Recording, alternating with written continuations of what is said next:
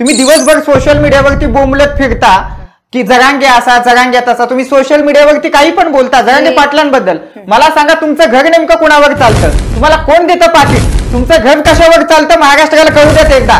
दलित हे माणूसच होते, आम्ही माणूस नव्हतो. क्या बात. आम्ही छळ केलाय त्यांचा या जरांगेच्या मुघली मराठ्यांनी केलाय. मी मुघली मराठे म्हणेल यांना, मी वारंवार म्हणते की काय पुरावा आहे ते मुघली मराठा आहेत? मनोज जरांगेंना तुम्ही मुघली मराठा म्हणायचा काय संबंध आहे तुमचा? मनोज जरांगेंना तुम्ही थेट मुघली मराठे म्हणताय, काय पुरावा आहे तुमच्याकडे? तुम्ही जरांगेंना मुघली मराठा म्हणताय. प्रसादजी आवाज कमी कराय मला. मी पुन्हा एकदा सांगतो, भारत न्यूज नेटवर्क हा कुठल्याही जाती धर्माला किंवा कुठल्याही पक्षाचा चॅनेल नाही, तो भारत न्यूज नेटवर्कचा चॅनेल आहे. आणि आमचं नेशन फक्त राष्ट्रहित आहे, आमचं दुसरं काहीच नेशन नाही. तसंच असावं, निपक्ष असावं आणि अगदी जे आहे ते. पण असं मला असं वाटलं, जाणवलं कुठेतरी की ते तुमचा काय पुरावा आहे तुमच्याकडे मी जरांगेंचा माणूस आहे? काय पुरावा? मला त्या पुरावा सांगा तुम्ही, संदर्भासहित स्पष्टीकरण द्या की मी जरांगे पाटलांचा माणूस आहे. मी या ठिकाणी इंटरव्ह्यू घेताना उठून जातो. पत्रिका माझी छापली, गलिच्छ भाषेत मला घाणघाण बोलतायत, मला धमक्या देतायत. नेमकं तुमचा बोलवता धनी कोण आहे? बीजेपी आहे की तुम्ही स्वतःचं मत मांडता? जरांगे पाटील अडाणीचे, मी आजही सांगते अडाणीचे. मराठा समाजाचं फार मोठं नुकसान त्या माणसाने केलेलं आहे.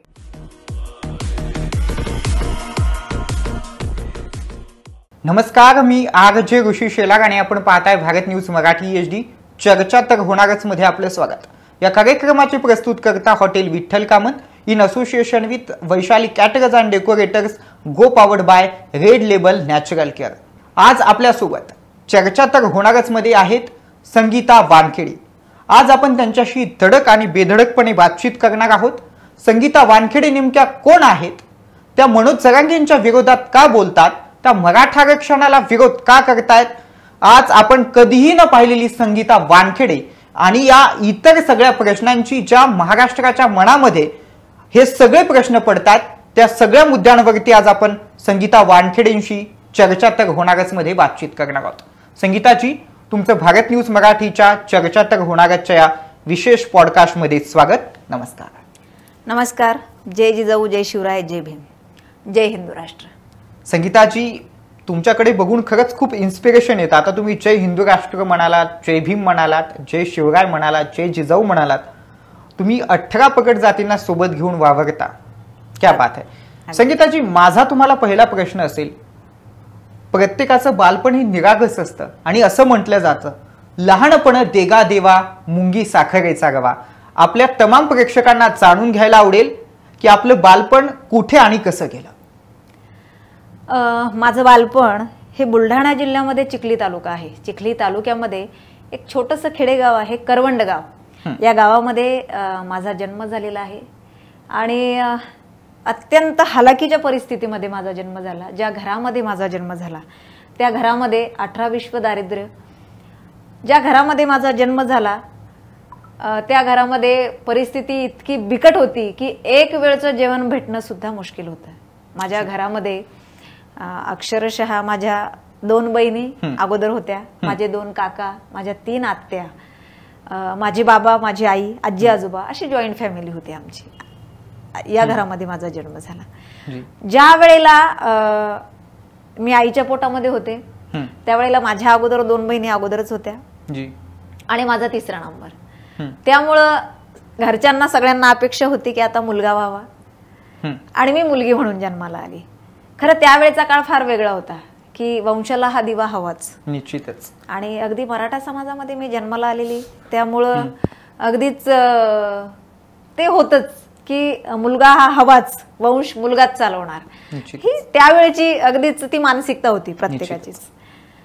घरामध्ये परिस्थिती अशी होती की ज्या वेळेला कमावून आणतील, रोजगार मिळेल तर त्यावेळेला पोटाला 2 घास भेटत होते, तेही पोटभर नाही, अगदी अर्ध्या पोटी सगळ्यांना झोपावं लागत होतं. कारण जॉईंट फॅमिली आणि खूप मोठी फॅमिली पूर्वीच्या काळात असंच असायचं. अगदी. आणि शेती नव्हती घरी, मजुरी करावी लागायची. 3 एकर शेती काहीतरी सरकारी भेटलेली, तिथे आम्हाला शेती नसल्यामुळे त्यावेळेला त्यांना मिळाली होती, ती भूमिहीन होती म्हणून.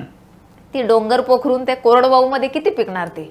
घरामध्ये माणसं खाणारी एवढी 8-10 माणसं आणि 3 एकर शेतीमध्ये किती पिकून किती पिकणार? त्यावेळेला एवढं पिकतही नव्हतं. आता फार डेव्हलप झालंय, त्यावेळेला एवढं मालाला भावही नव्हता आणि पिकतही नव्हतं, अशी परिस्थिती होती. अशा परिस्थितीमध्ये माझा जन्म झाला. 3ऱ्या नंबरला मीही जन्माला आले.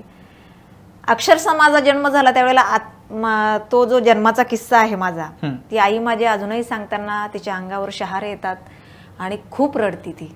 तिला तो सांगता येत नाही किस्सा, की ज्या वेळेला मी जन्माला आले, मुलगीच जन्माला आली असं ज्या वेळेला तिला समजलं, त्यावेळेला तिला बाळांतवाद झाला. आई सांगते मला टेन्शन आलं आणि त्या डिप्रेशनमध्ये तिला तो बाळांतवाद झाला, की आता 3री मुलगी जन्माला आली म्हणजे मला पुन्हा मुलासाठी प्रयत्न करावा लागणार, पुन्हा मला, कारण त्या वेदना, तो त्रास त्या स्त्रीलाच माहिती असतो. बरं, घरची परिस्थिती फारच बिकट होती, की अक्षरशः आई म्हटली ज्या वेळेला माझी डिलिव्हरी व्हायची ना, तर ते एक असतं ना की डिलिव्हरी झाल्यावर त्या स्त्रीला पत देत असतात, पत म्हणतात त्याला. पहिलं काहीतरी शिरा देतात किंवा काहीतरी पातळ तिला ते खायला देतात. तर अगदी ते सुद्धा नसायचं घरात मध्ये. तर आईला मुलगी मानलेली एक गावामध्ये होत्या, गंगू आजी म्हणून, त्यांनी आईला मुलगी मानलेली होती. शेषराव बाबा आणि गंगू आजी असायचे, त्यांच्या शेतामध्ये माझी आई मजुरीला जायची. तर ते लोक फार जीव लावायचे तिला. मराठा समाजाचेच होते, ते आहेत अजूनही. तर त्या आजी प्रत्येक डिलिव्हरी झाली ना माझ्या आईची, बाळांतीन झाली ती, तिला कळलं. आणि आईच्या म्हणजे माझ्या बाबांच्या चित व्हायची, कारण माझ्या आईला कुणी नव्हतं, तिला भाऊ वगैरे वडील कुणी नव्हतं, ती एकटीच होती. त्यामुळं ते माझी आजीच करायची तिचं सगळं. की ती पत जी आहे ना, त्या गंगू आजी घेऊन यायच्या तिला. अच्छा. की एवढी परिस्थिती की तिला ती पत सुद्धा घरात मध्ये भेटत नव्हती डिलिव्हरी झाल्यानंतर, बाकीचं तर सोडाच. म्हणजे एवढी बिकट परिस्थिती. आणि त्याच्यातही 3ऱ्या मुलीचा जन्म झाला. मराठा समाजामध्ये आपल्यात हुंडा पद्धत लय असती, तीही मी म्हणजे घरामध्ये सगळ्या गोऱ्या गोमट्या थोड्याशा, मी सावळी. अच्छा. तर आता हिला हुंडा फार द्यावा लागेल, ह्या सगळ्या गोष्टींचं टेन्शन. जन्माला आल्याबरोबर तिच्या भविष्याचं तिला ते सगळं ते टेन्शन, ही काय घडणार, हिला काय घडवायचं ते नाही. तर आता हिला पैसे किती लागतील, कारण परिस्थितीच तशी, तिला म्हणून उपयोगच नाहीये, ती परिस्थितीच तशी त्यावेळेची. आणि आई सांगते की मला बाळांतवाद झाला, की तिला जर कुस बदलायची म्हटलं ना तरी ती कुणाच्या तरी मदतीने या कुशीचं या कुशीर व्हावं लागायचं. ते वात म्हणल्यावर तिचं शरीर पूर्णपणे जखडून गेलेलं होतं. तर आई बाळांतीन झाली म्हटल्यावर 2 चुलते होते माझे काका, तेही लहान लहान होते. आत्यांची लग्न झालेली होती, तिन्ही आत्यांची लग्न झाली होती, पण चुलते लहान होते. मग घराचा भार जो होता तो आई आणि बाबांवर. आजोबा होते माझे, त्यांची दृष्टी गेलेली होती अचानकच, त्यामुळे आजोबा आपले पडवीत बसून असायचे. मग आईच्या ह्याचं जे आहे, आई जे मजुरीला जायचे ते आजीला जावं लागायचं, कारण गेल्याशिवाय पर्याय नाही, संध्याकाळचं भागणारच नाही अगदीच. की जे काय 2 घास येत होते ते पण भेटणार, मजुरीच भेटत नव्हती, पण जरा मिळालंच कुठं काम तर ते जावं लागायचं. मग आजी काय करायची, मला आई सांगते की आंघोळ घालून मला ती टाकून द्यायची बाजीवर आणि ती निघून जायची. आता आई सांगते की बाबा तू ते काय सूशी केली की मी तेवढं बाळवते, ते कसं तरी तुझं बदलायचे. पण ऑगस्ट महिन्यात माझा जन्म झालेला आणि पावसाळा फार असतो ऑगस्ट महिन्यात मध्ये. आई म्हटली ती गोदडी जी आहे ना ओली, ती मला वाळत घालायला जमत नव्हती. ती सू केलेली गोदडी ती तशीच असायची, मी बाळात बदलायची, पण ती गोदडी मला बदलता येत नव्हती, का तर मला उठताच येत नव्हतं. आणि मग तू फार रडायला लागली म्हटली, 1 महिन्यानंतर फार रडायला लागली तू. म्हणून मी असं तुला उचललं की का रडतीये, तर तुझ्या जागेवर मी झोपले आणि तुला माझ्या जागेवर टाकलं. तर मला काहीतरी चावत होतं म्हटली. म्हणजे हा किस्सा सांगताना माझी आई फार रडती, बापरे खूप रडती, इतक्या लहान बाळाला असं. आणि मुलगीच झाली म्हणून घरात सगळेच माझा तिरस्कार करते, मुलगीच झाली. म्हणजे बाबांनी तर माझं 1 महिनाभर तोंडही बघितलं नाही. आई सांगते की मुलगीच झाली म्हणल्यावर तुमच्या 5वीला अगदीच. आणि आई म्हटली ते तसं झालं म्हणून मी उठले आणि मी शेजारच्या बाईला बोलवलं की अहो मला थोडी मदत करा बरं का. थोडं म्हणली, मला जरा उठताही यायला लागलं होतं, त्या आजारातनं ती थोडी बरी व्हायला लागली होती त्या बाळांत वातातून, की मला थोडी गोदडी उचलायला मदत करा. मग आई म्हटली ती बाई आली, मी तुला असं झोळी केली त्याच्यात मध्ये टाकलं आणि दोन्हीकडनं ती गोदडी उचलली. तर मी झोपायची ना तेवढा भाग सडून त्या बाजीला चिटकला होता, 4 पाई असायची त्यावेळेला, तो चिटकला. आणि आई सांगते त्यातनं आळ्या पडत होत्या. म्हणजे मी सू करून त्यावेळेला ते ओलं होऊन त्यात आळ्या झाल्या आणि त्या मला चावत असतील. म्हणजे आई अजूनही माझी फार रडतीये आणि बोलते की तू तेव्हा जर मेली असती ना तर बरं झालं असतं. तुझ्या वाट्याला एवढ्या वेदना तरी आल्या नसत्या, एवढा संघर्ष आला नसता. हे माझ्या आईचे शब्द असतात. निश्चितच की आज तुमच्यासोबत तुमची इंटरव्ह्यू घेताना मला खरंच आयुष्यामध्ये कधी घडायला नाही आलं, पण एक म्हणजे सिंधुताईंची एक इंटरव्ह्यू घेताना मला त्यावेळेस थोडं भावूक झालं होतं, पण आज तुमची इंटरव्ह्यू घेताना माझे सुद्धा डोळे पाणावलेत. खरंच 18 विश्व दारिद्र्यात जन्माला येऊन इतका सगळा संघर्ष. त्यानंतर आई म्हटली, मी तुला पोटशी घेतलं आणि खूप रडले की अरे आपण जनावराचं जर पिल्लू असेल ना किंवा जनावर असेल तर त्यालाही अशी वागणूक देत नाही. मुलगी झाली म्हणून तिचा इतका तिरस्कार करायचा का, की तिच्याकडे कुणी बघायलाही तयार नाहीये. मी टेन्शन पायी हातपाय माझे वाकडे झालेत.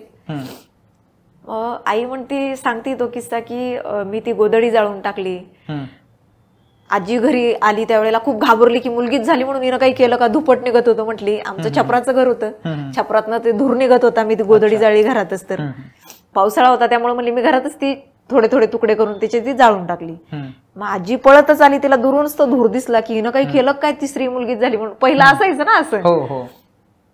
मग आई ज्यावेळेला आजी घरी आली त्यावेळेला आई म्हणते की विचारत होत्या काय झालं बाई, तू काय केलं. मग तेव्हा आई आजीलाही ओरडली की ती मुलगीच झाली म्हणून तिच्याकडे कोणी बघायचंच नाही का, की आपण जनावरालाही अशी वागणूक देत नाही. ते बघा म्हटली काय झालं, तिची पाठ कशी लाल झाली, तिला किती ते चावत असतील. आणि मग त्यावेळेला त्या दिवशी बाबांनी मला बघितलं, आई सांगते की तो जो किस्सा घडला त्या दिवशी, मग सगळ्यांनी मला घरातल्यांनी बघितलं. परंतु परिस्थितीच इतकी भयंकर होती ना की त्या लोकांना बोलून फायदाच नाही किंवा त्यांना दोष देऊन फायदा नाहीये. निश्चितच परिस्थितीच तशी होती.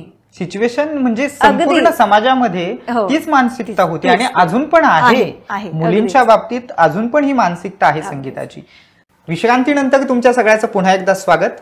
आपण पाहताय चर्चा तर होणारच, आणि आज आपल्यासोबत आहेत सामाजिक कार्यकर्त्या संगीताची वानखेडे. संगीताची रेड लेबलचा चहा पिल्यावर कसं वाटतंय? छान, फ्रेश, अगदी पूर्ण चहा तुम्ही फस्त केलात. मी पण. रेड लेबल नॅचरल केअर आता फक्त 60 रुपयांमध्ये. रेड लेबलचा चहा नक्की पित राहा, कारण त्यामुळे आपल्याला एक वेगळी एनर्जेटिक पॉवर येते. संगीताची पुन्हा एकदा आपण इंटरव्ह्यूकडे बोलूयात. संगीताची, तुमचं शिक्षण कुठे आणि कसं झालं? कारण आम्ही तुम्हाला नेहमी खरं तर मुद्देसूद बोलताना बघतो आणि टोटली महाराष्ट्राला असा प्रश्न पडलाय की बाबा ही संगीता वानखेडे नेमकी बोलायला कुठून शिकली, आणि तुमचं जे काही वैवाहिक जीवन आहे या सगळ्याबद्दल आम्हाला सांगा ना, कारण आम्हाला असं कळलंय की तुम्ही सिंगल राहता. माझं शिक्षण हे 7वी पर्यंतच झालेलं आहे. काय म्हणता? मग तुम्ही इतकं मुद्देसूद कसं बोलता, जे की तुम्हाला एवढं कायदे कानूनचं ज्ञान आहे, तुम्हाला एवढं शिकवलं कुणी? काय आहे, अक्षर ओळख तर मला झाली होती, 7वी पर्यंतच मी शिकलेली आहे. परंतु मी माझं शिक्षण कमी, त्याच्यावर मी अडून बसली नाही. क्या बात आहे. कारण माझी सिंधुताई सपकाळ 4थी पास होती, पण जगाची आई होऊन गेली. बहिणाबाई चौधरी तर शिकलेलीच नव्हती, पण आज त्यांच्या कविता अजय अमर झाल्यात. निश्चितच. मग मी का थांबू? मी का थांबू? माझ्यामध्ये जे आहे ना, मला उत्तर देण्याची माझ्यामध्ये क्षमता आहे, समोरच्याला जाब विचारण्याची माझ्यामध्ये क्षमता आहे. क्या बात आहे. ती जर कला माझ्यामध्ये देवानी, ती गॉड गिफ्ट आहे मला. मग ते जर मला दिलंय तर मी ते समाजासाठी त्याचा का उपयोग करू नये?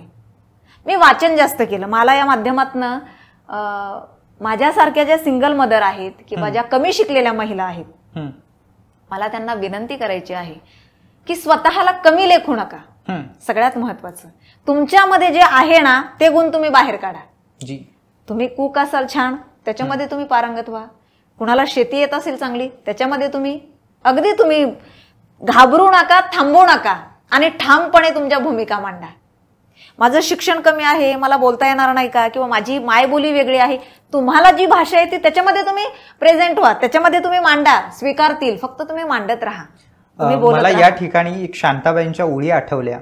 शांताबाई एके ठिकाणी आपल्या कवितेत म्हणतात, खाम शांताबाईंची खूप सुंदर कविता आहे, मला 12वीला ती कविता होती. त्या ठिकाणी शांताबाई म्हणायच्या, बाईच्या ओठाड दडलेली असते गडणी, बाईच्या ओठाड दडलेली असते गडणी, वरवर हसणे आणि आतल्या आत कोडणे. आल्या गेल्याचा सत्कार बाई स्वतः करते, देहाचा खांब करून अवघ घर तोलते, देहाचा खांब करून अवघ घर तोलते. अशी अवघ घर तोलण्याची ताकद त्या बाईमध्ये असते. खरंच तुम्ही खूप संघर्ष करत इथपर्यंत पोहोचलाय. आता आम्हाला तुमचं शिक्षण तर कळलेलंच आहे. संगीताजी, तुमच्या वैवाहिक जीवनाबद्दल आम्ही खूप ऐकलंय की तुम्ही एकट्याच असता, सिंगल आहात. हो, मी 2008 पासनं मी सेपरेट राहते. का? माझे पती जे होते ते आहेत अजूनही. ते खूप दारूच्या व्यसनी गेलेले होते. मी 14.5 वर्षाची असताना माझं लग्न झालेलं आहे. हो माय गॉड. आणि म्हणजे 14.5 वर्षाची असताना आत्ता मुलींना काहीच कळत नाहीये. आणि त्यावेळेला या संसाराचा गाडा मी पेललाय. जी. लग्न करून ज्या वेळेला सासरी आले त्यावेळेला आमच्या घरची सासरची ही परिस्थिती फार बिकट. सासरचे लोक मला तिकडच दिलं होतं, पण ती लोक पुण्याला होती राहायला. चिखली तालुक्यातलेच ते शेलूद गावचे. ज्या वेळेला माझं लग्न घरामध्ये चर्चा चालू झाली की लग्न करायचं, आमच्याकडं त्यावेळेला वयात मुलगी आली की तिचं लग्न करायचं ही परंपराच होती. लग्न करायचं हे ज्या वेळेला घरामध्ये चर्चा चालू होती त्यावेळेला खरं तोही एक किस्सा आहे माझा आणि मला तो नक्की सांगायला आवडेल की मी माझ्या वडिलांची परिस्थिती बघून होते. मी 7 वर्षाची असल्यापासून मजुरीला जात होते, वयाच्या 7व्या वर्षी. मी शिक्षण केले ना सर, तर मला त्याचंही तुम्हाला सांगायला आवडेल की ज्या वेळेला मला शाळेत टाकायचं त्यावेळेला मी दररोज पहिलं बालवाडीमध्ये जात होते आणि बालवाडी संपल्यानंतर 5 वर्ष झाली मग मला पहिलीला टाकायचं. तर मला शाळा ही फार आवडायची कारण घरात माझा फार राग व्हायचा, तिरस्कार व्हायचा. मुली माझ्यानंतरही मुलगी जन्माला आली तो एक राग. आणि मला शाळेत मध्ये म्हणजे त्या अंगणवाडीमध्ये माझा फार लाड व्हायचा कारण मी हुशार पहिल्यापासून, म्हणजे मी ते गुण होते माझ्यात की मला बाईंनी सांगितलेल्या गोष्टी लक्षात राहायच्या, मला गाणी पाठवायचे पटकन. मग त्या बाई माझा फार लाड करायच्या. मला खूप अंगणवाडी आवडायची. अंगणवाडी संपल्यानंतर मला शाळेत जायला लागलं. बाईंनी सांगितलं की आता तू शाळेत जाणार, आता अंगणवाडीत यायचं नाही, तू आता तुझं नाव शाळेत नोंदवायला लाव तुझ्या बाबांना. शाळेत जायचं. घरी आले मी आणि सांगितलं आईला की मला शाळेत माझं नाव नोंदव, मला आता शाळेत जायचंय. परिस्थिती इतकी बिकट होती सर की ती खापराची पाटी असायची त्यावेळेला. ती पाटी घ्यायला पण पैसे नव्हते बाबांकडे. मी माझ्याकडं काम असायचं उकिरड्यावर, जे अंगण साफ करायचे ना झाडाची, मातीचे अंगण असायचे त्यावेळेला, घर मातीचंच असायचं. मग ते केर नेऊन टाकायचा उकिरड्यावर केर नेऊन टाकायला गेले तेव्हा दुसऱ्याच्या उकिरड्यावर मला एक फुटलेल्या पाटीचा तुकडा सापडला. तो मी आनंदाने घरी उचलून आणला की आता मी याच्यावर लिहीन आणि मी आता शाळेत जायला सुरुवात करेन. पाटी तर आणली पण लेखणी नव्हती, पेन्सिल. आजोबा पडवीत असायचे बसलेले, आजोबा माझे तंबाखू खायचे. तर आजोबाने, मी रडायला लागले की मला पाटीचा तुकडा आणला मी आजोबा, पण मला आता लेखणी नाहीये, मला लेखणीला पैसे देत नाही बाबा. किती लागत होते? 5 पैसे. मला 5 पैसे कळतात, 5 पैशापासून पुढचे मला कळतायत पैसे. 5 पैशाला एवढी लेखणी मिळायची, पण ते 5 पैसे सुद्धा नव्हते बाबांजवळ द्यायला, इतकी परिस्थिती बिकट. मग आजोबांनी काय करायचं, तो जो चुना उरलेला असायचा ना त्याची लांब अशी सळई करायची आणि ती वाळत घालायची उन्हामध्ये आणि त्या चुन्याची लेखणी मला करून द्यायची त्यांनी. उकिरड्यावर सापडलेला तो पाटीचा तुकडा आणि ती चुन्याची लेखणी आणि आपलं दप्तर, म्हणजे 2 बंद तुटलेली पिशवी घरात मध्ये एका कोपऱ्यात पडलेली, ते दोन्ही बंद बांधले एकमेकाला, ती माझी बॅग. त्याच्यात मध्ये तो खापराच्या पाटीचा तुकडा आणि ती लेखणी. आपलं जायचं शाळेमध्ये. मी दररोज जायची शाळेत मध्ये, जाऊन बसायची वर्गात मध्ये, प्रार्थना व्हायची, जनगण व्हायचं, राष्ट्रगीत व्हायचं, वर्गात जाऊन बसायचं. त्यावेळेला एक कालावधी असायचा की 1 महिन्याचा कालावधी. 1 महिन्यामध्ये नाव नोंदवायचं येऊन पालकांनी. 1 महिन्यात जर त्यांनी नाव नोंदवलं नाही, 1 महिन्यानंतर त्या मुलांचं मग नंतर नाव घ्यायचं नाही, टायमिंग संपला. त्यावेळेला असं असायचं, त्याचा नियम असायचा. हा. मी दररोज घरी जायची, माझं नाव नोंदवायला चला ना बाबा. आता दररोज ज्या मुलींचे नाही का पालक आलेत नाव नोंदवलं, त्यांचं नाव हजेरीत यायचं, माझं यायचंच नाही. मी दररोज, बाबा तुम्ही माझं नाव नोंदवायला चला ना शाळेत. बाबांना वेळच नाही. बरं त्यावेळेला असं होतं, महिला येत नव्हत्या, महिलांना तो अधिकार नव्हता, हे पुरुष मंडळीच करणार त्या काळात मध्ये. मग असं म्हणत म्हणत महिला उलटून गेला, महिना गेला, बाबा आलेच नाही, वेळच नाही त्यांना. त्याच्यानंतर असं झालं की 1 महिना पूर्ण झाला आणि मग ते दररोजचं नियमाप्रमाणे राष्ट्रगीत झालं, प्रार्थना झाली आणि नंतर मग वर्गात बसलो. मग वर्गात बसल्यानंतर हाजरी घेतली. ज्यांची नावं नोंदवली होते त्यांचे नावं आलेत हाजरीमध्ये. म्हणले कुणाकुणाचे नावं नाही आले हाजरीमध्ये, उभे राहा. त्यांनी मी उभे राहिले, आणखी 1-2 जण होते. आता तुम्ही उद्यापासून शाळेत यायचं नाही, तुमची नावं नोंदवलेली नाही. कारण ज्यांची नावं नोंदवली नाही त्यांना वर्गात बसायला चालत नाही. बापरे. मी घरी गेले, खूप रडले, माझं नाव नोंदवलं नाही, आता मला उद्यापासून शाळेत बसू. मला भयंकर वेळ शाळेचं, कारण मला काहीतरी करायचंय, मला काहीतरी घडायचंय. ज्या वेळेला घरात माझा तिरस्कार व्हायचा, राग व्हायचा, त्यावेळेला मी माझ्या आजोबाजवळ रडत बसायची. मला का राग करतात सगळे बाबा, आणि का बरं मुलगा म्हणजे मला भाऊ झाला होता त्यावेळेला, मला कळतंय त्याचे फार लाड व्हायचे. मग त्याचे का लाड बरं? मी पहिल्यापासून अशी आहे, प्रश्न विचारणारी, भांडणारी. मी हा स्वभाव माझा पहिल्यापासून आहे. चुकीच्या गोष्टीचा विरोध करायचा, मग ते काही होऊ दे, मार खा, काही कर. मी खूप आईचा मार खायची, सगळ्यात जास्त मार खाल्लेला मी घरामध्ये. का तर उलट प्रश्न विचारते. आणि तू मराठा समाजात जन्माला आली, मराठ्यांच्या घरात मध्ये जन्माला आली ना, उलट प्रश्न विचारायचा नाही. लेकीची जात आहे तू, काय बरं असं? मुलींनी का विचारायचं नाही? मुलांचे का बरं लाड? हे माझे प्रश्न असायचे त्या बाबड्या जीवाचे माझ्या. मला तेव्हाही तो राग होता की का असं, मला मुलगी आहे म्हणून मला का अशी वागणूक देता येते? जिज्ञासू वृत्ती तुमच्यामध्ये पहिल्यापासूनच होती. अगदी. आणि खरं तर जी लोक संगीताजींना वाईट कमेंट करतात, माझं त्या लोकांना सांगणं आहे, तुम्ही संगीताजींचा संघर्ष बघितला नाहीये. ज्या व्यक्तीला लहानपणापासूनच एवढा विरोध होतोय, तिला समाजानं विरोध केला तरी मला वाटतं तुम्हाला काही वाटत नसेल. अगदीच फरक पडत नाही. त्याचं कारण ऋषीजी, मला तुम्हाला हे आवर्जून सांगावंसं वाटेल की माझा विरोध हा आईच्या पोटात असल्यापासून झाला. हो, त्यांना मुलगा पाहिजे होता, मी मुलगी म्हणून जन्माला आली. त्यामुळे मला विरोध हा नवीन नाहीच आहे. मला फरकच पडत नाही. मला फक्त एवढं माहिती, मी माझ्याशी प्रामाणिक आहे ना, माझी भूमिका प्रामाणिक आहे ना, माझं काम प्रामाणिक आहे ना, मग मला लोक काय म्हणतात त्याच्याशी काहीच घेणं नाही. मी सिंधुताई सापकाळच्या पण सानिध्यात राहिलेली आहे. ज्या वेळेला मला घरात त्रास होता नवऱ्याकडनं, त्यावेळेला मी त्यांच्याकडे गेली होते. काही दिवस मी त्यांच्याजवळही राहिले. त्यामुळं मला माईने एकच सांगितलं होतं की प्रत्येक व्यक्ती ही स्पेशल नसती. गुराढोरासारखे सर्वच जगतात ग. जन्माला आली ना तू माझ्यापर्यंत आली ना, तू काहीतरी करून दाखव.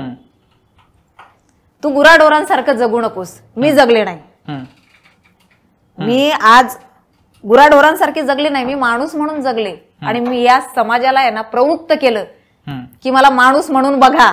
आज ज्या घराने मला वाळीत टाकलं होतं, मला काढून दिलं होतं, ज्या गावाने मला ढकलून दिलं होतं, त्याच गावाने माझा सत्कार केला ग संगीता.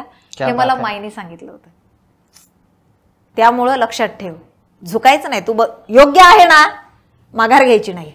मला हे आवर्जून सांगावंसं वाटेल की माझा पुनर्जन्म झालेला आहे. की सिंधुताई, माझ्या आईने मला जन्म दिलाय. माझ्या 2 मुली होईपर्यंत मी जगलीये, परंतु त्या झाल्यानंतर माझ्या नवऱ्याच्या त्रासाला मी इतकी कंटाळून गेले होते की मी त्याच्यानंतर रागात मध्ये आत्महत्या करायला म्हणून निघले आणि सिंधुताई सापकाळच्या इथे गेले होते. तिथं माझा पुनर्जन्म झाला असं मी म्हणेल. क्या बात है. की मी एकदा नाही तर 2दा जन्मले. संगीताजी, संघर्ष खरंच तुमच्या 5वीला पोचलेला आहे. संघर्ष अजून देखील तुमचा निघत नाही. संगीताजी, आता आपण थोडा माहोल चेंज करूयात. संगीताजी, तुम्ही मनोज सरांगीणवरती इतकं आक्रमक होत बोलता, मग नेमकं तुमचा बोलवता धणी कोण आहे? बीजेपी आहे की तुम्ही स्वतःचं मत मांडता? मी आत्ताच तुम्हाला सांगितलंय की मी माझ्याशी प्रामाणिक आहे, मी समाजाशी प्रामाणिक आहे, हे मला माहिती आहे. माझी भूमिका प्रामाणिक आहे, हे मला माहिती आहे. आता जी लोक बोलतायत ना मला की हे म्हणजे हजारो लाखो कमेंट आहेत माझ्यावर, या ही फडणवीसची चेली आहे, ही भाजपची बाई आहे,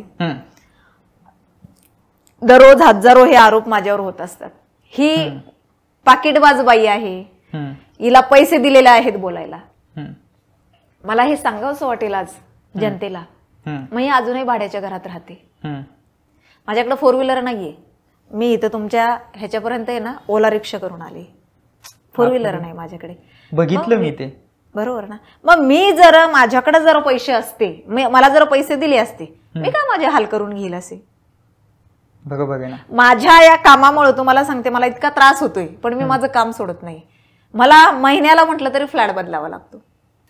सोसायटी काय करते, नको आम्हाला असं तुमचा काही त्रास नाहीये, पण मग उद्या जर मॉप आला तर मग आमच्या सोसायटीमध्ये नकोय असं आम्हाला. म्हणजे मालकाची इच्छा नसती मला खाली करा म्हणायची, ती सोसायटी ज्या वेळेला कंप्लेंट करते नाही त्यांचं काम असं आहे, मग त्यांनी ते व्हिडिओ बंद केले पाहिजे. आम्हाला त्यांचा त्रास नाही पण ते व्हिडिओ नको.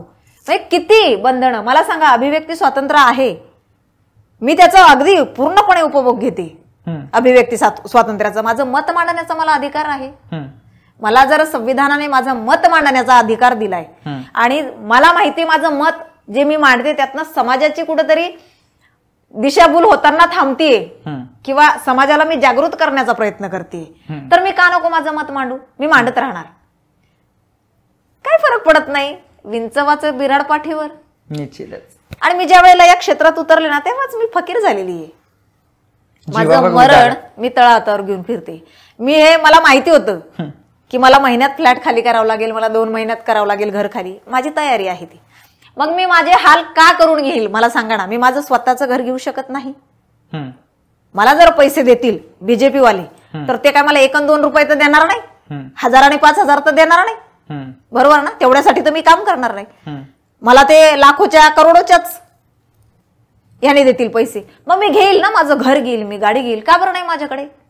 आता त्यांचीच लोक काही हे पण बोलतात, अहो ते भिकारी आहे काय तिला बोलायचं. मला बरं वाटतं ते म्हटलं की त्यांनी. मला राग नाही येत भिकारी म्हटलेला. मी खरंच भिकारी आहे, मी लकीर की फकीर.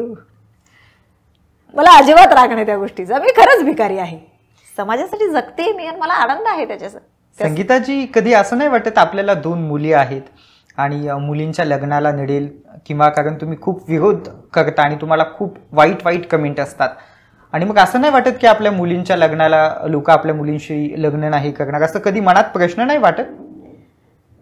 ज्या ज्या महापुरुषांनी ज्या ज्या संतांनी म्हणजे संत तुकाराम महाराज असतील, संत गाडगे बाबा असतील, यांनी कधी यांच्या परिवाराचा विचार केला का हो? नाही केला. म्हणूनच तर आज समाजामध्ये त्यांच्या इतिहासावर किंवा त्यांच्या कृत्यावर आपण जगतोय, त्यांच्या विचारांवर आपण जगतोय. अगदी संत तुकाराम महाराजांच्या अभंगावर ही दुनिया चालली आहे. निश्चितच की जे जे त्यांनी त्यांच्या अभंगामध्ये मांडून ठेवलेलं आहे ते अगदी सगळं काही दैनंदिन जीवनामध्ये आपल्या घडणाऱ्या गोष्टी आहेत.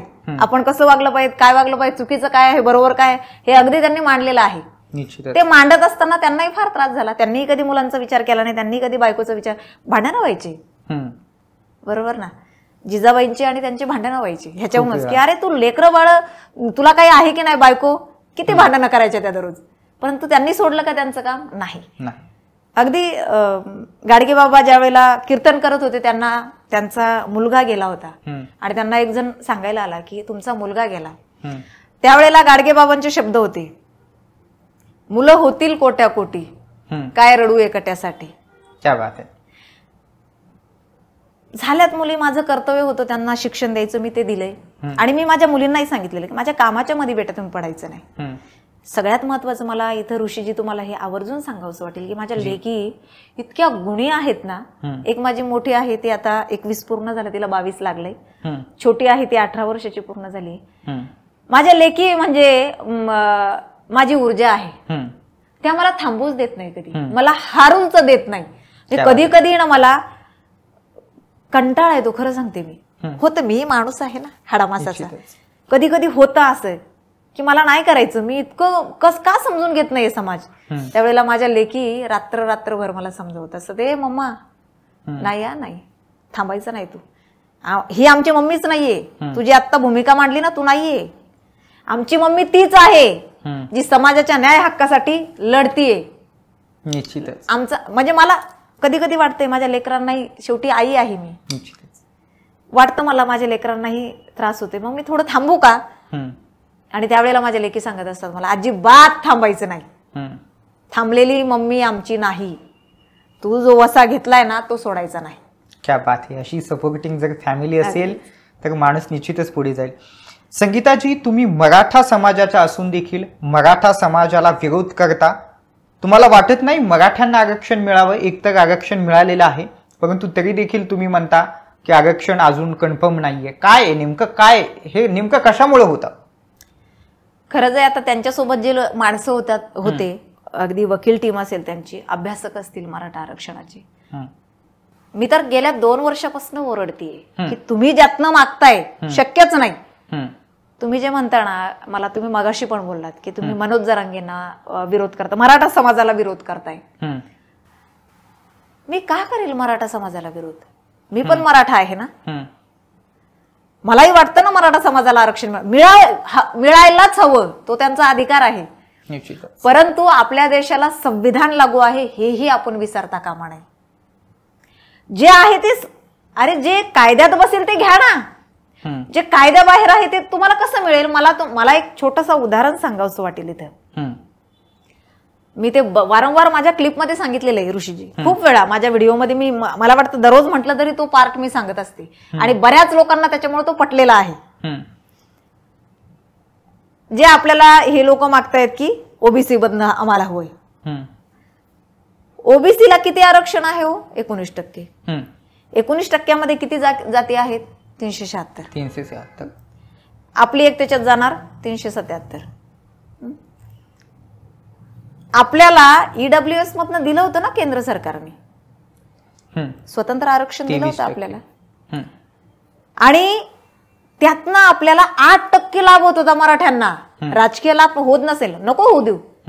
ज्या लेकरांना अधिकारी व्हायचंय त्यांना राजकारण नाही करायचंय. बिलकुल बरोबर ना. जे पुढारलेले आहेत मराठे ते राजकारणात आहेतच की. ते कुणाला एंट्री करू देतात का, येऊ देतात का पुढे? नाही. जो आमदार आहे त्याचाच मुलगा पुढे आमदार होणार आहे, जो खासदार आहे त्याचीच मुलगी उद्या खासदार होणार आहे. प्रणिती शिंदेच्या बापाला वाटलं का माझ्या पोरीला नको खासदार करायला, कुणीतरी मी करतोय? वाटलंय का? नाही. कुणीही असू द्या, जे आहे ते तुम्हाला सांगते, कुणीही असू द्या राजकारणी, त्याला वाटतं नाही माझ्याच वंशाने पुढे यावं, माझ्याच घराण्याने पुढे यावं. तो म्हणतोय का गरीबाचं एखादं जाऊ द्या? नाही जाऊ देत. मग गरीबाच्या लेकरांना गरज कुठली आहे? शैक्षणिक आरक्षणाची. मग ईडब्ल्यूएस मधनं किती 8% आपल्याला फायदा होत होता ना. आज इथं 376 झाली, त्याच्यात मध्ये आपली एक टाकायची 377. 19%तलं किती येणार आहे आपल्या वाट्याला? अर्धा टक्का, 1%, 1.5%, किती येणार? एवढ्या 376 जाती म्हणल्यावर 19%तलं येणार किती? हा मलाच प्रश्न पडला, किंवा महाराष्ट्रातल्या टोटली अभ्यासकांना हा प्रश्न पडलेला असेलच. अगदीच. मग ईडब्ल्यूएस मधलं 10%, 10%तला 8% आपल्याला फायदा होत होता. त्याच्यात मध्ये काय आहे? 7-8 जाती. त्याच्यात मध्ये ब्राह्मणही आहेत, मारवाडी आहेत, त्याच्यामध्ये लिंगायत आहेत, त्याच्यामध्ये आपले मुसलमान आहेत, मराठा आहेत. ब्राह्मण तर आपला देश सोडून अर्धे गेलेत. ब्राह्मण आहेत का आता? पूजेला पण तुम्हाला ब्राह्मण भेटणार नाही. जातीय व्यवस्थेला आहे ना कंटाळून, जातीय विरोधाला कंटाळून आहे ना ब्राह्मण दुसऱ्या देशात गेलेत आणि स्थायिक झालेत. त्यांच्या बुद्धिमत्तेच्या जोरावर ब्राह्मण पोलीस खातं म्हणा किंवा नाही, ते बघा ब्राह्मणांचे लोक, मी कौतुक करेल बघा, जी गोष्ट कौतुकाची ती केलीच पाहिजे, स्वीकार केलंच पाहिजे. तो बुद्धिवान आहेत ते, तुम्ही स्वीकार करावाच लागेल तुम्हाला. संगीताजी, काही लोक फडणवीसांबद्दल देखील वाईट बोलतात. मला एक सांगावंसं वाटेल, म्हणजे एक निर्भीड निरपक्ष पत्रकार म्हणून किंवा एका जबाबदार टीव्हीचा अँकर म्हणून मी याआधी म्हणजे गेल्या 5 ते 7 वर्षापासून मी या ठिकाणी न्यूज अँकर म्हणून काम करतोय. भरपूर वेळा मी न्यूज अँकरिंग करताना माझ्या असं लक्षात आलं, 7 वर्षांचा अनुभव म्हटल्यावरती तो कमी नाही. मी काही वर्षांपूर्वी एक बातमी वाचली होती की फडणवीसांनी मराठा समाजाला आरक्षण दिलं. आधी पण फडणवीसांनी दिलं होतं आणि आता पण फडणवीसांनी दिलं. उद्धव ठाकरे सरकारला ते आरक्षण टिकवता आलं नाही. अगदी बरोबर. आणि शरद पवार साहेबांनी दिलं होतं असं पण ऐकलं होतं. तर यावरती तुमचं काय मत आहे? अजिबात नाही. शरद पवार आणि मराठा समाजाला काहीच दिलं नाही. मी वारंवार त्यांचा विरोध करते. त्याचं कारणच हे, मराठा समाजाला आरक्षणच काय हो, काहीच दिलं नाही शरद पवारांनी. काय दिलं मला सांगा ना. शरद पवाराने स्वतःचं घर भरलंय फक्त. महाराष्ट्रामध्ये देशामध्ये कुणाच्या आहेत संस्था, कुणाचे आहेत कारखाने? सांगा ना तुम्ही. फडणवीसच्या नावावर एखादा कारखाना दाखवा मला. हो, मी फॅन आहे त्यांची. कारण तो माणूस आहे ना, त्याच्यावर एकही डाग नाहीये, कलंक नाहीये. अगदीच तो राष्ट्रसेवा करतोय, तो धर्माची सेवा रक्षण करतोय, त्यामुळे मी त्याची फॅन आहेच आहे. परंतु मला सांगा ना, भ्रष्टाचारी नेता म्हणून त्याच्यावर कुठलाही डाग नाहीये. निश्चितच. फडणवीसाच्या त्यांच्या नावावर कुठेही मुंबईमध्ये सुद्धा कुठं फ्लॅट नाहीये हो. सरकारी घरातच राहतात ते. हो. आणि फडणवीसांचं एक वक्तव्य आहे की मी शेवटची पिढी आहे माझ्या घराण्यातली राजकारणामध्ये, माझ्यानंतर कोणीच नसणार राजकारणात माझ्या घरातलं. ते म्हणत नाही माझ्यानंतर माझी मुलगी येईल म्हणून. आहे त्यांना पण मुलगी, आणली त्यांनी राजकारणात, किंवा ते म्हणतायत नाही. ना त्यांची बायको येणार आहे ना त्यांची मुलगी, हे त्यांनी स्पष्ट केलेलं आहे. कारण फडणवीस हे RSS संघाकडून येतात आणि RSSचं हे आहे की परमो सेवा धर्म आणि सोबतच लढेल तर देशासाठी आणि मरेल तर देशासाठी, हे RSSचं ब्रीद वाक्यच आहे. आणि RSS मधून आलेला माणूस कधीही वाया जात नाही, ही एक म्हण आहे. आणि आता तुम्ही म्हणाला की तुम्ही फडणवीसांचे फॅन आहात. अगदीच. म्हणजे मला एक तुम्हाला विचारायचंय, तुम्ही विदर्भाचे लेखबाळ म्हणून फॅन आहात का ते चांगले आहेत म्हणून फॅन आहेत? नेमकं काय आहे, ट्रिक काय आहे तुमची? तुम्हाला एक सांगू का, माझ्या विदर्भाचं भूषण म्हणून मला त्यांचा स्वाभिमान आहे, अभिमान आहे, गर्व आहे. परंतु देशासाठी, महाराष्ट्रासाठी जे काय त्यांचं योगदान आहे ना, जे काय समतोल राखण्याचा प्रयत्न ते करतायत, संयमी नेता, दूरदृष्टीचा विचार करणारा नेता, महाराष्ट्राला खरंच लाभणारा नाही असा माणूस परत कोणी सहन करणार नाही हो एवढी टीका. अरे गेल्या 2 वर्षापासून त्या माणसाला किती गलिच्छ बोलण्यात येते. मला सांगा काय दोष त्यांच्या बायकोचा? ती राजकारणात आहे, ती राजकारणात आहे. त्यांची मुलीचा काय दोष हो? ती काय राजकारणात आहे. किती ट्रोल केलं जातं त्यांना, भरपूर वेळा त्यांना कपड्यावरून ट्रोल केलं जातं. तुम्ही कसे कपडे घालावेत हा ज्याचा त्याचा प्रश्न आहे.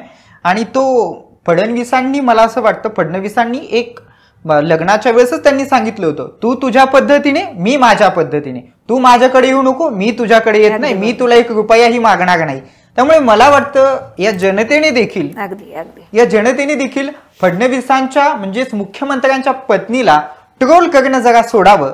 कारण कसं आहे माहितीये का, फडणवीसांचा त्यांचा एकतर जास्त संबंध नसतो, कारण त्या सोशल ऍक्टिव्हिटीज देखील त्या राबवत असतात. तुम्ही त्यांच्या त्या ऍक्टिव्हिटीज बघत जा. जेव्हा तुम्ही त्यांच्या ऍक्टिव्हिटीज बघाल त्यावेळेस तुमच्या लक्षात येईल त्यांचं पॅशनच वेगळं आहे हो. त्या कधी सोशल ऍक्टिव्हिटी असतात, कधी त्या बँकेकडे असतात, तर कधी कधी त्या गायिका म्हणून असतात. म्हणजे कोणाच्याही कुठलीही महिला असू द्या, तिला तिच्या कपड्यावरून जज करू नका, हे माझं सांगणं. कारण भविष्यात मी पण मुलींचा बाप होणार आहे. त्याच्यामुळे मला कुणाच्याही मुलींवरती किंवा कुणाच्याही आई बहिणीवरती बोललेले मला पण विशेषतः आवडत नाही. संगीताची आपण एका वेगळ्या प्रश्नाकडे वळूयात. तुम्ही म्हणता मनोज जरांगे पाटील चुकीचे आहेत. मग जर एवढा मराठा समाज त्यांच्या पाठीशी आहे तर मनोज जरांगे पाटील चुकीचे कसे? आणि दुसरा प्रश्न, तुम्ही म्हणता जरांगे पाटील अडाणी आहेत. ते अडाणी तुम्हाला खूप वेळा आम्ही बोलताना बघितलंय की तुम्ही जरांगे पाटलांना म्हणता जरांगे पाटील अडाणी आहे, मग त्यांच्या पाठीमागे उभा राहणारा मराठा समाज देखील अडाणी आहे का? काय म्हणायचंय तुम्हाला? आता इथे ऋषीजी तुमचा आवाज वाढलेला आहे. मला असं वाटतं तुमचा हेतू वेगळा आहे काहीतरी, कारण गोडीत गोडीत तुम्ही मला इथपर्यंत आणलं आणि आता पुढं असं बोलायला लागले. मला असं वाटायला लागलं तुम्हालाच जरांगे पाटलांनी नेमलंय का, कारण तुमचा आवाज वाढलाय आता मला बोलताना. तुम्हाला जरांगे पाटलांनीच नेमलंय का?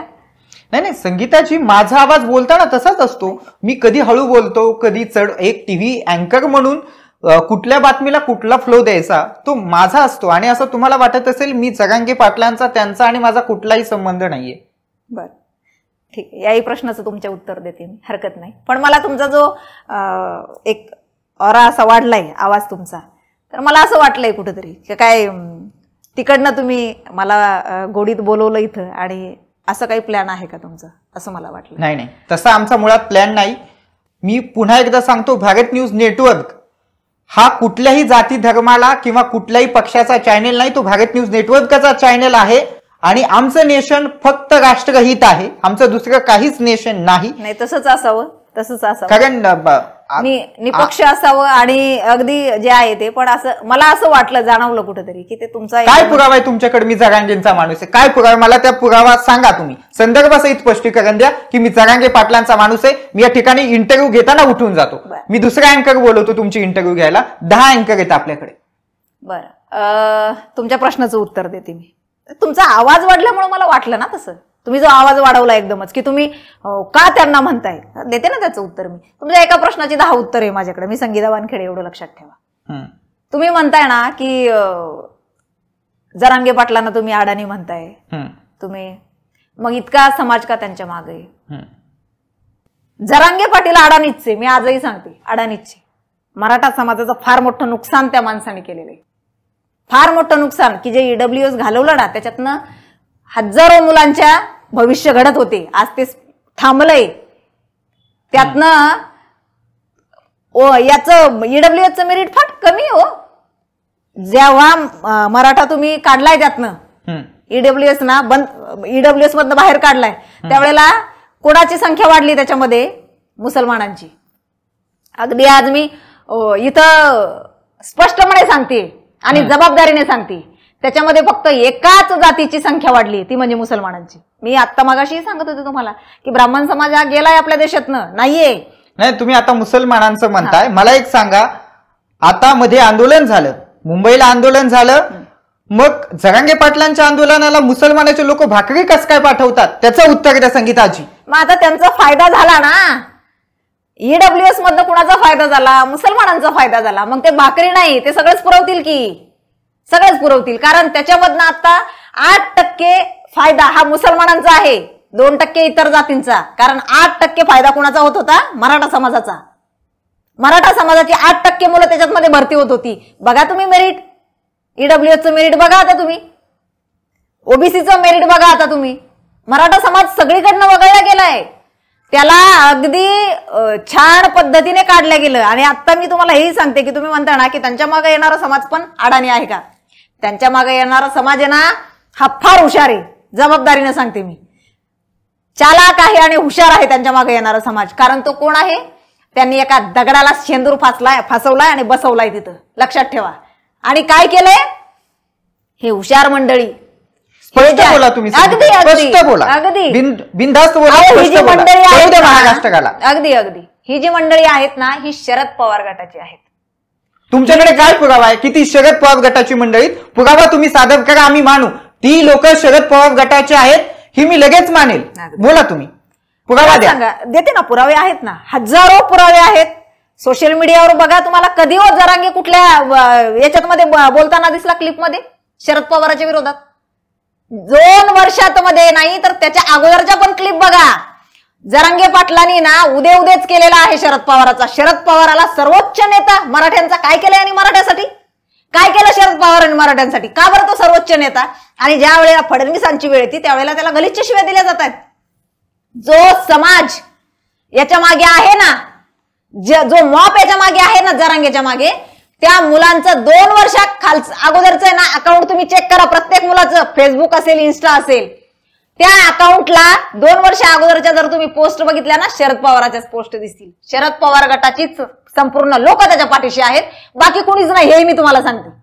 शरद पवार याच गटाचे आहेत, थोडेफार काँग्रेसचे असतील, थोडेफार उभाटा गटाचे असतील. परंतु ह्याच्या व्यतिरिक्त खानदानी मराठा, हिंदुत्ववादी विचारांचा मराठा त्याच्यासोबत नाही, हे मी आज अगदी प्रामुख्याने सांगते. किती लोक गेली होती त्याच्यासोबत? किती? 2-3 लाख असतील. करोडो नव्हती गेली, मान्यच करावं लागेल. 2-3 लाख लोक असतील. 2-3 लाख लोक म्हणजे मराठा समाज झालाय का? कुठली होती ती 2-3 लाख लोक? चेक करा, कुणी पाठवली होती, चेक करा, त्यांचा खर्च कुणी केला होता. अरे अखंड महाराष्ट्राला कळून चुकलंय.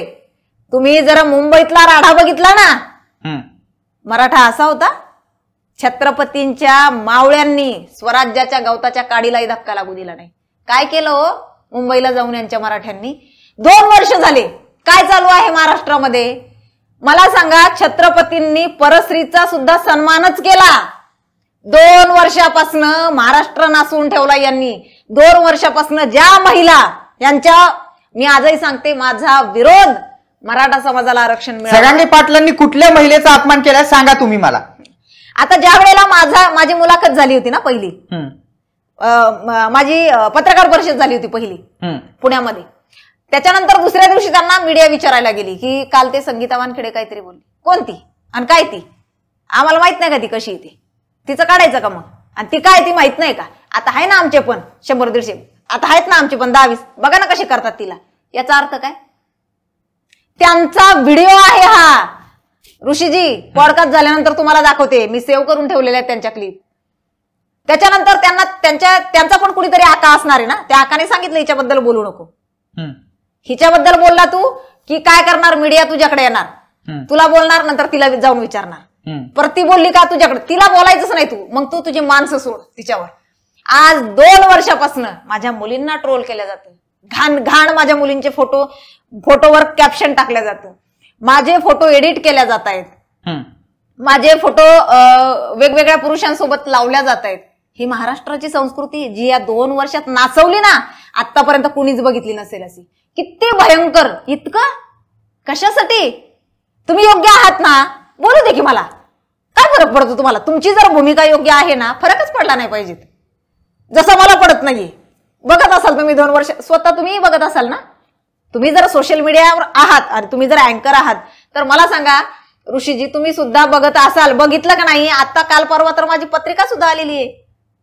तो तुम्हाला मी प्रश्न विचारणारच आहे की मला एक सांगा, तो प्रश्नाकडेच येतोय मी. तुमची आणि हाकेंची लग्न पत्रिका सोशल मीडियावरती व्हायरल होतीये. बरोबर.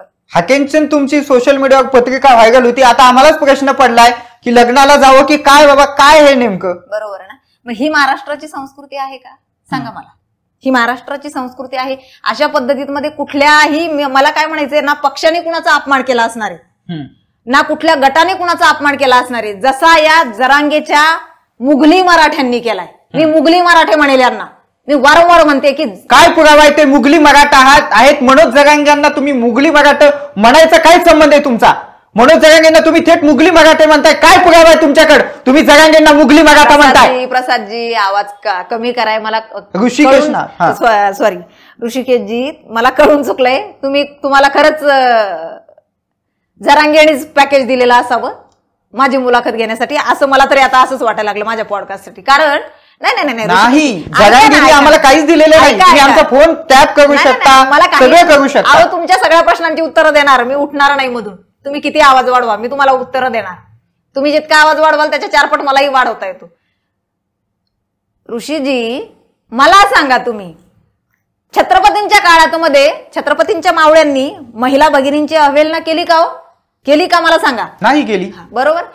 ती शत्रूची स्त्री असेल ना तरी तिचा मान सन्मानच केला. मुघलांच्या स्त्रिया आहेत ना, त्या म्हणायच्या, ये शिवबा का राज्य है, अरे यहाँ हम सुरक्षित है, यहाँ हमारा बाल भी बाका नहीं होगा.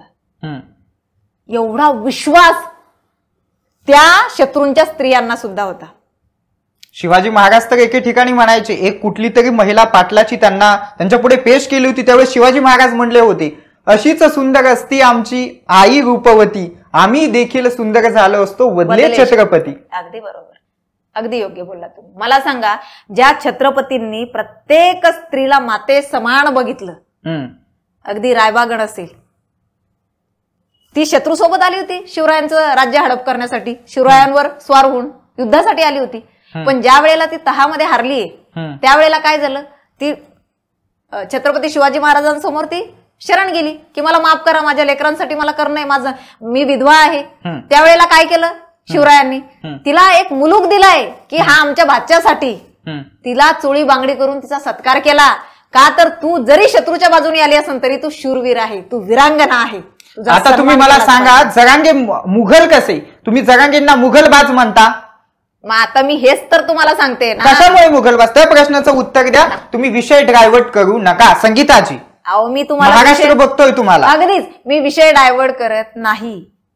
ऋषीजी, मला तुम्ही सांगा, जर त्या रायबागांचा छत्रपती शिवराय त्यांच्या विरुद्ध मुघलांसोबत आल्या होत्या, त्या लढाई करायला, शिवरायांचं राज्य जिंकायला, किल्ला जिंकायला, तरी सुद्धा काय केलं, ज्या वेळेला त्या हरल्यात तळातमध्ये, त्यावेळेला काय केलं त्यांनी? त्यावेळेला त्यांनी शरणागती पत्कारली शिवरायांसोबत जाऊन, आणि त्यांनी सांगितलं की मला माझ्या लेकरांसाठी मला हे करावं लागतं. मला हे एका बादशाने दिलेलं आहे, माझ्या नवऱ्याला दिलं होतं. नंतर मला रायबागन हा किताब त्या बादशाने दिलेला होता, कारण त्या लढाया फार छान, युद्ध फार छान करायच्या लढायांमध्ये. त्यामुळं शिवरायांनी तिचा सुद्धा सन्मानच केला की शत्रूच्या बरोबर आली तरी सुद्धा ती वीरांगणा आहे, ती स्त्री आहे, तिचा सन्मानच केला पाहिजे. मला सांगा, भिका पाटील, रांजेगावचा बाबाजी भिका पाटील यांनी ज्या वेळेला दलित भगिनीवर अत्याचार केला त्यावेळेला शिवरायांनी, किती वर्षाचे होते शिवराय? 16वं संपून 17वं लागलेलं होतं. 17 वर्षाच्या माझ्या शिवबाणी त्या भिका पाटलाचा चौरंगा केला. आज काय करतात त्या जरांगेची माणसं? काय करतो जरांगे? तुम्ही जरांगे पाटील मुघल कसे त्याचं उत्तर द्या. तुम्ही शिवाजी महाराजांचा विषय, शिवाजी महाराजांचा इतिहास टोटली महाराष्ट्राला माहिती आहे. हो संगीताजी, शिवाजी महाराजांचा जो इतिहास आहे ना, तो 4थी 3री पासून आम्हाला आहे. आम्ही सगळ्यांनी तो इतिहास अभ्यासला आहे. तुम्ही जरांगे पाटील मुघल कसे त्याचं उत्तर द्या.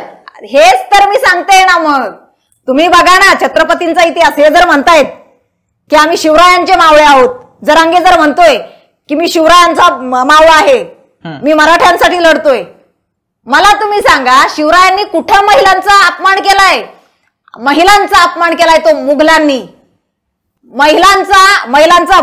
महिलांना जे भोगलंय ना ते मुघलांनी. आणि आज शाब्दिकरित्या जरांगेची माणसं भोगतायत. गेल्या 2 वर्षापासून मीच नाही आणि माझ्या मुलीच नाही, शेकडो महिला बळी गेलाय त्यांचा म्हणायला हरकत नाहीये. त्या फक्त जगतायत. अरे काही कितीक महिलांनी ऋषीजी त्यांचे अकाउंट बंद केलेत. बोलतायत माझ्याशी, ताई सोपं नाहीये, तुमच्या हिमतीला दाद दिली पाहिजे. अहो किती ट्रोल करताय तो.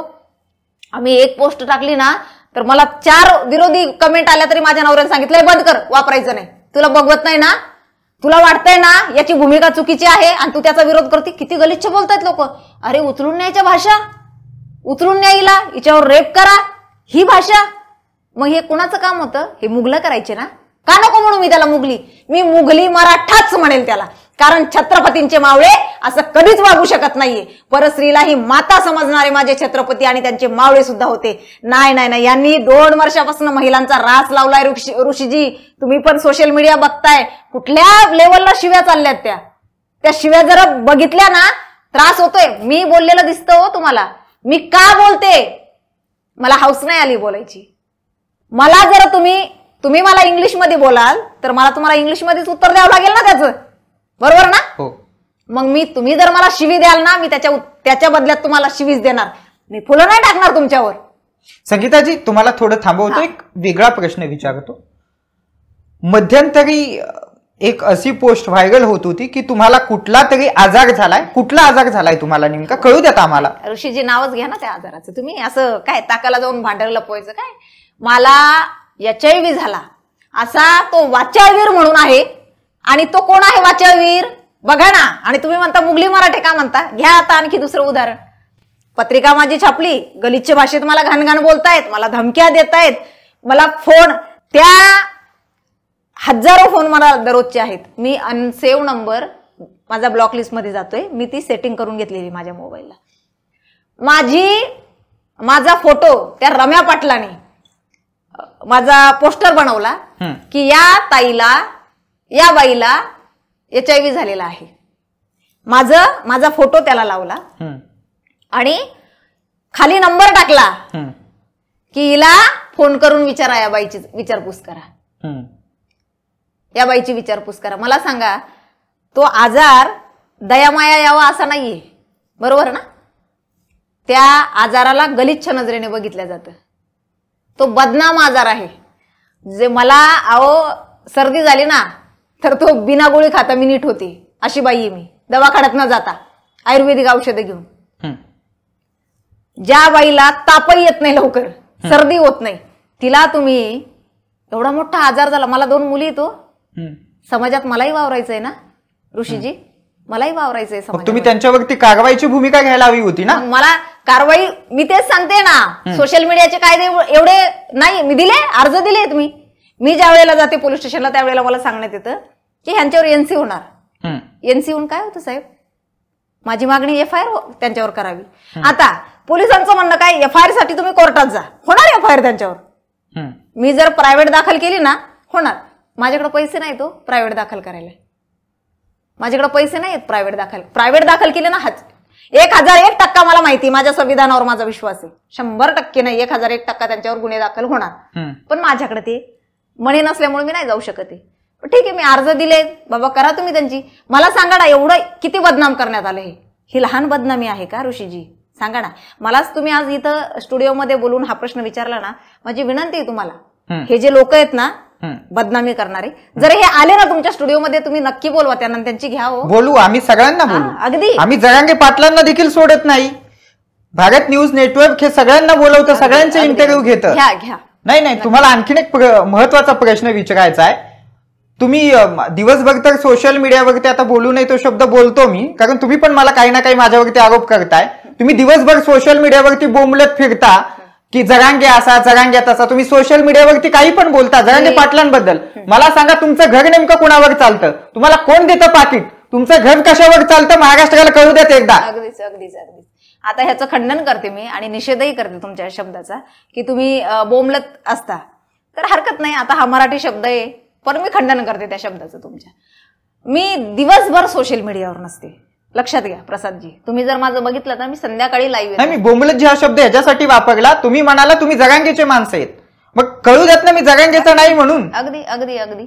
अजूनही तुम्ही त्याच रोषात मध्ये मला प्रश्न विचारतायत. माझं तेच म्हणणं आहे, अजूनही मी माझ्या भूमिकेवर तुम्ही जरांगेचाच माणूस आहात नक्कीच, पण मी देणार तुमच्या स्टुडिओमध्येच तुम्हाला उत्तर देणार, हरकत नाही. तुम्हाला जे प्रश्न विचारायचे मला ते विचारू शकता तुम्ही. मला तुम्ही सांगा, तुम्ही जर माझं सोशल मीडिया बघत असाल तर मी दिवसभर पडलेली नसते त्याच्यावर बरं का, परंतु मी अधूनमधून माझं कुठं कामाला गेले, माझं झालंय ते काम, त्याच्यानंतर ज्या वेळेला मी मला वेळ असेल त्यावेळेला मोबाईल हातात घेतल्यानंतर तो चालत असते. मग काय कोणी बोललं किंवा काय माझ्या निदर्शनात आलं तर फेसबुकला एखादी अर्धी पोस्ट असते माझी. राहिला विषय, युट्यूबला माझे चॅनल आहेत, स्पष्ट मत लाईव्ह, त्याच्यानंतर संगीताताई वानखेडे नावाचं, त्या स्पष्ट मत लाईव्हला जवळजवळ 2-2.5 लाख सबस्क्रायबर आहेत माझे. अगदी लाखो व्ह्यूज असतात माझ्या याला. का असतात त्याचं कारण मी सर्वसामान्यांच्या मनातल्या भावना व्यक्त करते. हे मी जे बोलते ना ते माझं नाहीये, माझ्या एकटीचं मत नाहीये. मला जरी लोक समर्थन देत नसतील समोर येऊन, तरी मला आहे ना एक 55 वर्षाची आजीबाई आहे, तिचा मला 2 दिवसातून एकदा फोन असतोच. तू बरी आहे ना, तुला त्रास नाही देत ना ग ही लोक, रडती ती आजीबाई.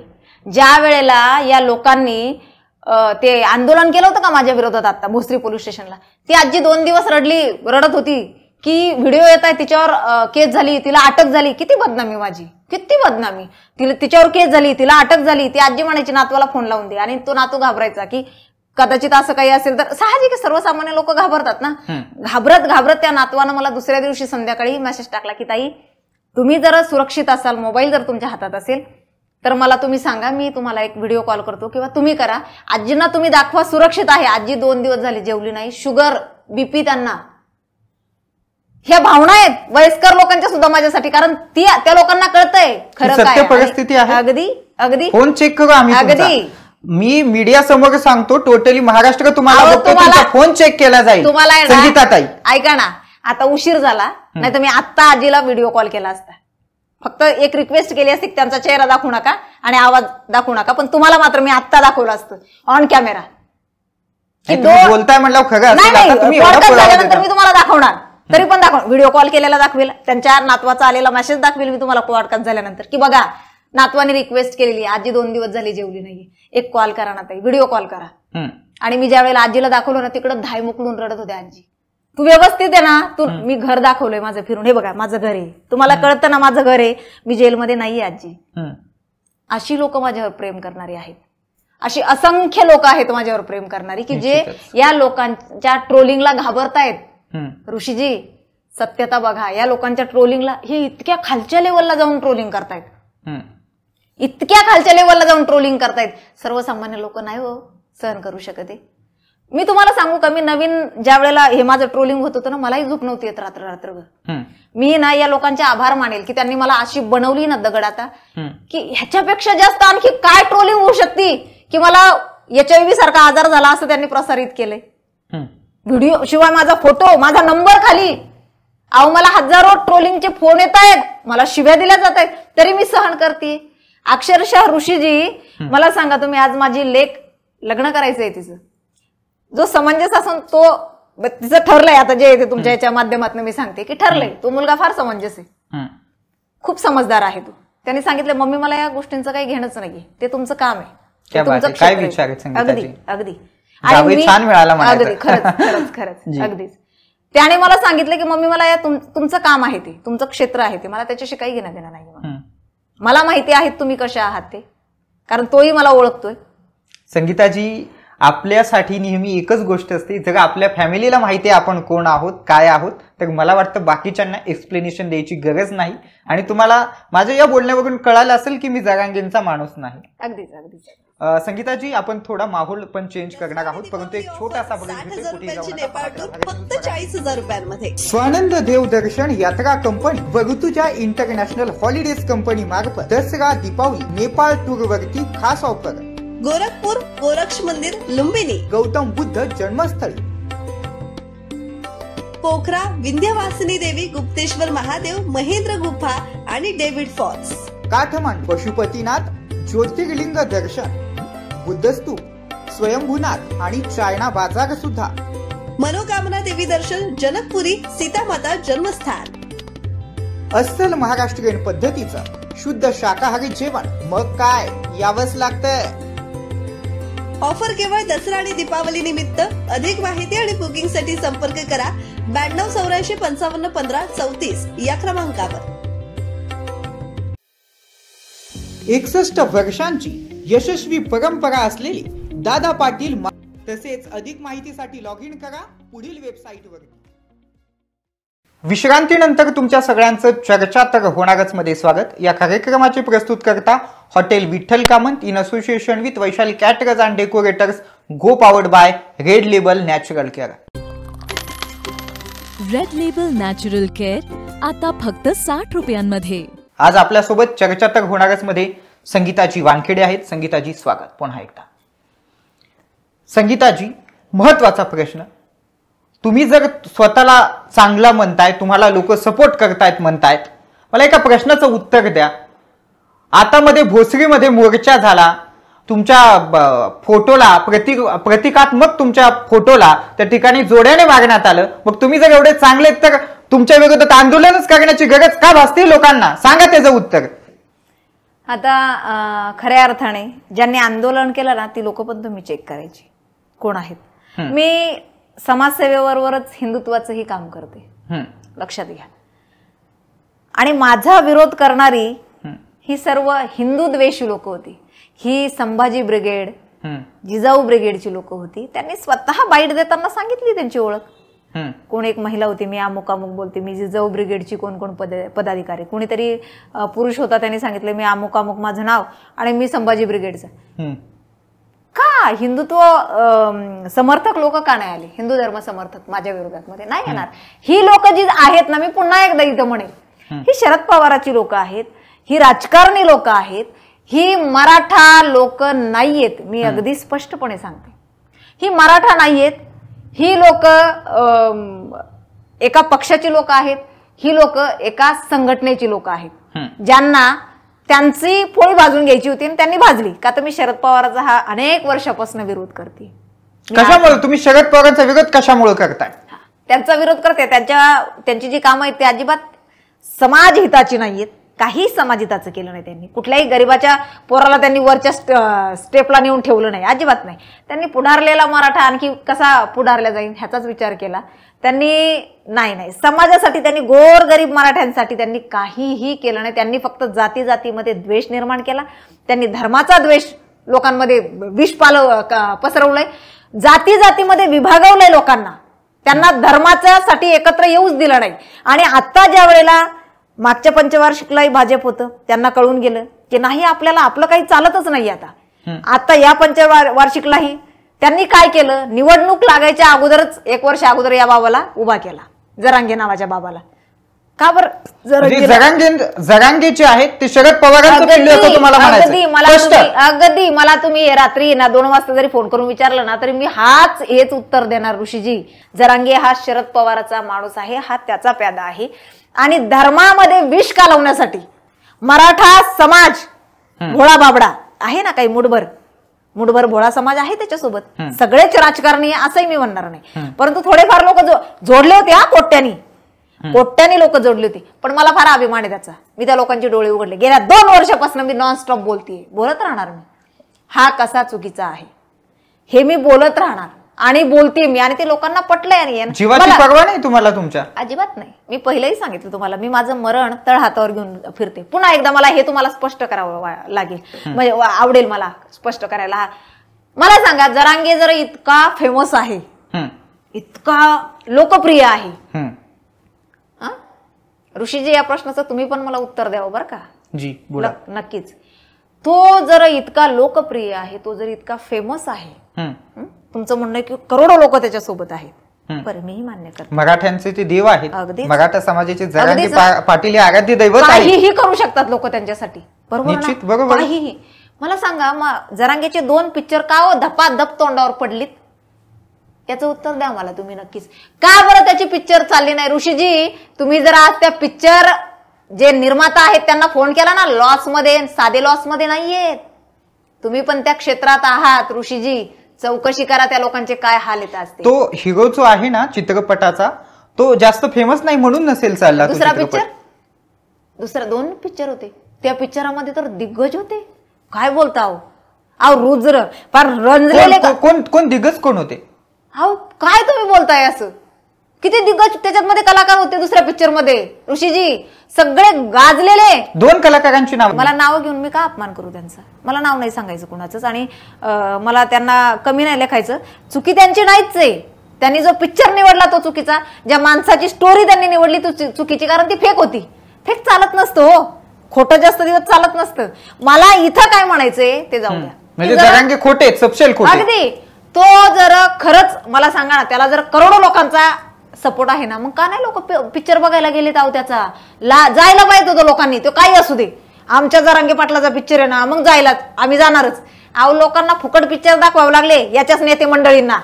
याचे जे होते ना, याला उमेदवारी ज्यांना द्यायची होती, यांनी ज्यांना सांगितलं होतं मी तुम्हाला उमेदवारी देणार किंवा मी तुम्हाला निवडणुकीला मदत करणार, मी तुला आमदार करणार, मी तुला खासदार करणार, हे जे त्यांनी काय केळ वाटले होते ना लोकांना, त्या लोकांनी काय केलं? त्यांनीच पिक्चर दाखवलेत ते फुकट, कारण लोक पाहायलाच येत नव्हते. लॉस मध्ये आहेत ते दोनही दिग्दर्शक, आज लॉस मध्ये आहेत. त्यांची अवस्था तुम्हाला आता काय सांगायचं? संपर्कात आहे मी सगळ्यांच्या. जेव्हा माझं घर कशावर चालतं, घर कशावर चालतं सांगा मला. नक्की तुमचं घर तुम्हाला बीजेपी देतं का कोण देतं? घर कशावर चालतं कळू द्या, महाराष्ट्राच्या जनतेला कळू द्या. संगीता वानखेडेचं घर कशावर चालतं? संगीता वानखेडे दिवसभर संगीता वानखेडे सोशल मीडियावरती सक्रिय असते. अमुकांचे प्रश्न सोडवता, तमुकांचे प्रश्न सोडवता. मग पोटाला काय पोटभर खायचं विचारणं गरजेचं आहे ना. मग तुम्ही म्हणाल की हा बाबा जरांगेचा माणूस दिसतोय, तर तसं नाही. हा मला नाही, तमाम संगीताजी, हा तमाम महाराष्ट्रीयांना प्रश्न पडलाय की संगीताबाई काय खाते घरामध्ये, कळू द्यात महाराष्ट्राला. मी टेलरिंगचंही काम करते, अजूनही करते, फॅशन डिझायनर आहे मी. बरं, मी जे काम करते, आता तुम्ही पण त्या क्षेत्रात मध्ये आहात, फिल्म लाईन मध्ये आहात, तुम्ही अँकर आहात, त्यामुळे तुम्हाला माहितीये की डिझायनरचे कपडे जे असतात त्याची शिलाई काय असते ते नॉर्मल नसती. नाही की इथं जर 100 रुपये द्यावं लागते ना, तिथं तुम्हाला 1000 रुपये द्यावं लागतात. डिझाईन तेच असतं, डिझायनर म्हणलं अगदी. मग माझी ती एक कमाई आहे, बरोबर, करते मी, मला अभिमान आहे त्याचा. माझ्या तुम्ही घरी आजही आलात ना, तुम्हाला मशीन दिसेल माझं. माझे 3 शॉप होते. कोरोना काळात मध्ये मला लॉस गेले मी, पण मी घरून काम करते, अजूनही करते. हे मी तुम्हाला सांगते. दुसरं, मी जमीन खरेदी विक्रीचे व्यवहार करते. तिसरं, जर एखाद्याचे काय आर्थिक व्यवहार असतील की तुम्ही मला दिलेत किंवा तुम्ही एखाद्या तुमच्या मित्राला दिलेले पैसे, तुमच्याकडे सगळे पुरावे आहेत, पण तो त्याच्या पावरच्या जोरावर म्हणा किंवा काय तो नाही देत की जा काय करायचं ते कर, त्यावेळेला आपण काय करतो? पोलीस स्टेशनला धाव घेतो, कोर्टात घेतो. तुम्हाला पैसे लागतात ना वकिलाला द्यायला, पण तुम्ही जर माझ्याकडे आलात तर मी समंजसपणे समोरच्याला सांगते, बाबा तू दिलेले आहे त्याला, त्याने तुझी मदत केलेली आहे त्यावेळेला, मग आता त्याचे देऊन टाक त्याला. मी प्रेमाने सांगण्याचा प्रयत्न करते. मी असं नाही की भाडं मी काय गुंड आहे का, मी 4 लोक घेऊन जाते, अजिबात नाही. मी त्याचा आर्थिक व्यवहार जो काय झालेला असतो तो त्याला द्यायला लावते. मग आर्थिक व्यवहार म्हणजे कुठं?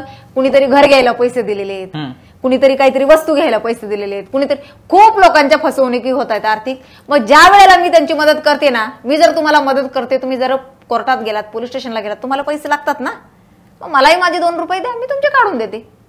अगदी मी हे जग जाहीर सांगते. अगदी अगदी मी 2 रुपये देत आमचे पण पैसे काढून देणार तुम्ही एखाद्याकडे असली तर. अगदी अगदी खरं सांगून बघा मिळतात की नाही ते बघा. आता मी तुम्हाला सांगते, म्हणजे महाराष्ट्राला बोला पॉडकास्ट मध्ये सांगते मी की गेल्या महिन्यात मध्ये माझ्याकडे एक केस आली होती.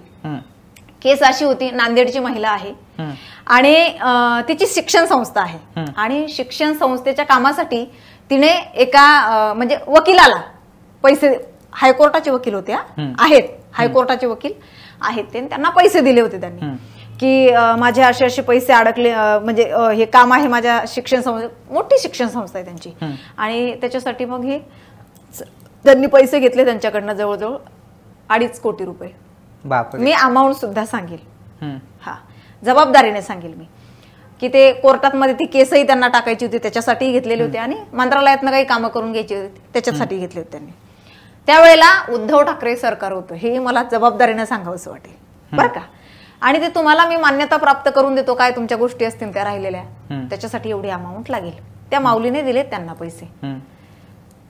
ह्या माणसाने झालं तुमचं काम, आज झालं उद्या झालं, आता झालेलं चेपार त्यावेळेला वर्षा मॅडम होत्या, जबाबदारीने हेही सांगेल मी, वर्षा गायकवाड शिक्षण मंत्री होत्या. आता त्यांच्या पुढे तुमची फाईल गेली, त्या बाईला सतत सतत सतत नंतर डायरेक्ट अरे रावीची भाषा. मी काय बावळट आहे का, मी हायकोर्टाचा वकील आहे वगैरे, त्यांच्याकडे ते सगळं रेकॉर्डिंग वगैरे सगळ्या काही गोष्टी होत्या. आणि मग त्यांनी मला सहज एक दिवस विचारलं, सोशल मीडियावर ओळख झाली आमची, आणि ताई माझं असं काम आहे तुम्ही करून द्याल का. 2021 ला मी त्यांना पैसे दिलेले आहेत 2.5 कोटी. तो माणूस द्यायचं नाव घेत नाही, आणि 1-1 लाख दर महिन्याला देतो. आज जर 2.5 कोटी व्याज जरी म्हटलं ना सर बँकेमध्ये, तर किती भेटेल त्या बाईला. आज हा 1-1 लाख रुपये देत होता तिला, निश्चितच. म्हणजे फक्त 48 लाख रुपये तिला पोचले होते 2021 पासून. आणि खूप त्रास देतोय म्हटलं, नाही देत म्हणजे ते पण प्रेमाने घ्यावं लागतात त्याच्याकडे. माझे पैसे अडकून बसलेले आणि त्या विधवा आहेत त्या महिला, त्याचा याने गैरफायदा घेतला की हिच्या मागं कोणी नाहीये. म्हणजे निश्चितच तुम्ही समाजकार्य देखील करता. अक्षरशः मी खोटं सांगत नाही तुम्हाला ऋषीजी. त्याला मी 10 वाजता कॉल केला होता सकाळी. तो म्हणतो, तो त्यावेळेला म्हणजे त्याने सांगितलं या मी हायकोर्टात आहे. म्हटलं ओके. म्हटलं तुमची केस आलेली माझ्याकडं. कसली केस. म्हटलं मला भेटायचंय तुम्हाला. तो माणूस हायकोर्टात नाही ना, तिथनं निघलाय त्याची हिअरिंग सोडून, हे त्यांनी सांगितलेलं आहे मला. तो 3 वाजता पुण्यामध्ये टच झाला आणि 3 वाजता आमची मीटिंग झाली. त्याला म्हटलं कधी देणार पैसे सांगा. त्या बाईची, तिचा काय दोष आहे, का बरं तुम्ही तिला छळताय, तुम्ही तिला उडवा उडीची उत्तर देताय, किंवा तिने काही कॅश, बघा हे पण असते, तिने काही कॅश दिले होते, काही ऑनलाईन दिले होते. तो माणूस तयारच होत नव्हता कॅशचे तर, परंतु मी त्याला बोलले मी इथं आंदोलन करेल, मला तिला न्याय द्यायचा आहे. ती विधवा आहे म्हणून तिचा गैरफायदा घ्यायचा नाही. तुला वाटत असेल मी हायकोर्टाचा वकील आहे, मी सगळ्या पद्धतीने जाईल. मला काय करायचं ना, मग मी ते सगळे सामदामदंडवेत सगळं काही, मी वकील असेल ना हायकोर्टाचा वकील असेल तू, तुझ्या घरचा, मग मला काहीही घेणं देणं नाही. त्या बाईचे पैसे तू दे, नाही तर मग कायदेशीर कारवाई सुद्धा आम्ही करायला तयार आहोत. आता मी त्या बाईला तयार केले, कारण तिचे पैसे आहेत रे, कष्टाचे आहेत, कष्टाचे आहेत, फुकटचे नाहीत तिचे. कामही केलं नाही तू, पैसेही देत नाही तू, अरे रावीची भाषाही करतोय तू. ऋषीजी त्या बाईचे त्याने 12 महिन्याचे चेक दिलेत, 12 महिन्यात मी पैसे देतो म्हणून, त्यांचे 20-20 लाख दर महिन्याला देतो म्हणून त्यांनी चेक दिलेत त्यांना. 10 चेक दिलेत माझ्याकडे, आणि होईल ते. त्यांनी नोटरी पण करून दिलं की यांचे पैसे मी कामासाठी घेतले होते, ते काम माझ्याकडनं झालं नाही, आणि आता मी ते त्यांना, मी मारलं त्याला नाही, मी गुंडगिरी केली तिथं, काहीच नाही, काही नाही. प्रेमाने समजून सांगितलं. कोण होता, हायकोर्टाचा वकील. 4 वर्ष झाले त्या माऊलीला त्रास देत होता. नाही, वकिलांचं तर कामच आहे इकडचा थोका तिकडं करणं. मला सांगायचं काय, वाटलं ना तिला की माझे दिलेत काढून, तिने फुलाची पाकळी दिलीत ना मला. म्हणजे महाराष्ट्राला कळलं असेल संगीताजींचं घर कशावरती चालतं. आपण उगाच त्यांना काही ना काहीतरी बोलत असतो. प्रेक्षक हो, असं खरंच एखाद्या महिलेला तुम्ही बोलत जाऊ नका. आपण छत्रपती शिवाजी महाराजांच्या महाराष्ट्रामध्ये राहतो, आणि हा महाराष्ट्र कोणाचा आहे, हा महाराष्ट्र आहे घोड्याचा टापांचा, शाहिराच्या डपाचा, तलवारीच्या लखलकाटीचा, मेघांच्या गडगडाटीचा, शूरवीरांच्या छातीचा आणि मावळ्यांच्या रक्ताचा आणि शिवरायांच्या विचारांचा महाराष्ट्र आहे. आपण शिवरायांच्या विचारांच्या महाराष्ट्रात राहतोय, तर कृपया असं काही वाईट वर्तवणूक किंवा वाईट कमेंट्स खरंच कोणाला करत जाऊ नका. पुढील वेबसाईटवर संगीताची खरंच खूप छान वाटलं आज तुमच्याशी बोलून. संगीताजी, तुम्ही युवकांना काय संदेश द्याल, आणि तुमचे पुढे नेमके काय गोल्स आहेत, भविष्यामध्ये काय करायचं ठरवलंय? मी तुमच्या या चॅनलच्या माध्यमातून, तुमच्या या पॉडकास्टच्या माध्यमातून मी युवकांना संदेश देईल की तुम्ही छत्रपती वाचा, तुम्ही डॉक्टर बाबासाहेब आंबेडकर वाचा. तुम्ही ज्या वेळेला या लोकांना आत्मसात कराल ना, तुम्ही कुठंच हार मानणार नाही. आज युवक बघतोय आपण आत्महत्या करतायत, हताश होत आहेत, काही भ्रमामध्ये आहेत की मला आरक्षण नाही म्हणून माझी, अरे तुझ्यात आहे ना बाकीचे गट्स. मराठा हा राज्यकर्ता आहे, राज्यकर्ते आहोत आपण, विसरलोत का? 18 पगड जाती ह्या आपल्या भरोश्यावर जगत होत्या मराठ्यांच्या. हम्म. मग आता जर मराठाच जर मरायला लागला तर या जातींनी कुणाच्या भरोश्यावर जगायचं? निश्चित. त्यांच्या ताटातलं आपण का खायचं रे भावांनो? मी इथं पुन्हा एकदा सांगेल, मी मराठा आरक्षणाच्या विरोधात नाही. अखंड महाराष्ट्राला मी हात जोडून सांगेल की नाही रे, मी तुमच्या विरोधात मध्ये तुम्हाला आरक्षण नाही भेटावं मी का हा विचार करेल? मला सांगा, माझं कुणबीकरण हे 60 वर्षापूर्वी झालेलं आहे ऋषीजी. मी विदर्भातली आहे. आमचं कुणबीकरण पंजाबराव देशमुखांनी केलं डॉक्टर बाबासाहेब आंबेडकरांच्या हयातीमध्ये. जी. किती विदर्भातले पोरं अधिकारी झाले तो? ज्यांच्याकडे गुणवत्ता आहे ना, मी एक तुम्हाला सांगतो, नाही, मला काय म्हणायचं, ज्यांच्याकडे ऐका ना. गुणवत्ता आहे ना, मग तो कुठल्या जाती धर्माचा मला तो काय होतो. म्हणायचं, ऐका ना, जरांगेचं जे एक वाक्य आहे ना की मराठा ओबीसी मध्ये आला ना की लाखो पोरं अधिकारी होतील, हे त्यांनी जे भ्रम, आधीच 276 जाती, त्याच्यात काय होणार? 376 बरोबर. मग मला तुम्ही सांगणार नाही, त्यांनी जे हा भ्रमाचा भोपळा जो फोडलेला आहे ना की बाबा ओबीसी मध्ये गेलात म्हणल्यावर तुम्ही 100% अधिकारीच होणार. बरं, नोकऱ्या तरी तेवढ्या आहेत का? लाखो नोकऱ्या आहेत तेवढ्या. नोकऱ्यांचं सगळ्यांचं खासगीकरण झालंय. नाही बरं, ते खासगीकरण होत्या पण तेवढ्या आहेत का? लाखो आहेत का? करोडो. आज करोडो मराठ्यांना लाखो नोकऱ्या जर मराठ्यांनीच घ्यायच्या तर बाकीच्यांनी काय करायचं? मग मी काय म्हणते तुम्हाला, आपल्याला त्याच्यात जायचं नाही, आपल्या हिस्स्याचं आपण खाऊ ना. मला एक उदाहरण इथं द्यावं असं वाटेल. पुन्हा मी सांगते की डॉक्टर बाबासाहेब आंबेडकरांचं संविधान लागू आहे आपल्या देशाला. आणि मला इथं आवर्जून सांगावं असं वाटेल की माझा समाज ना ऋषीजी हा पोरका आहे हो, त्याला वालीच नाहीये कोणी.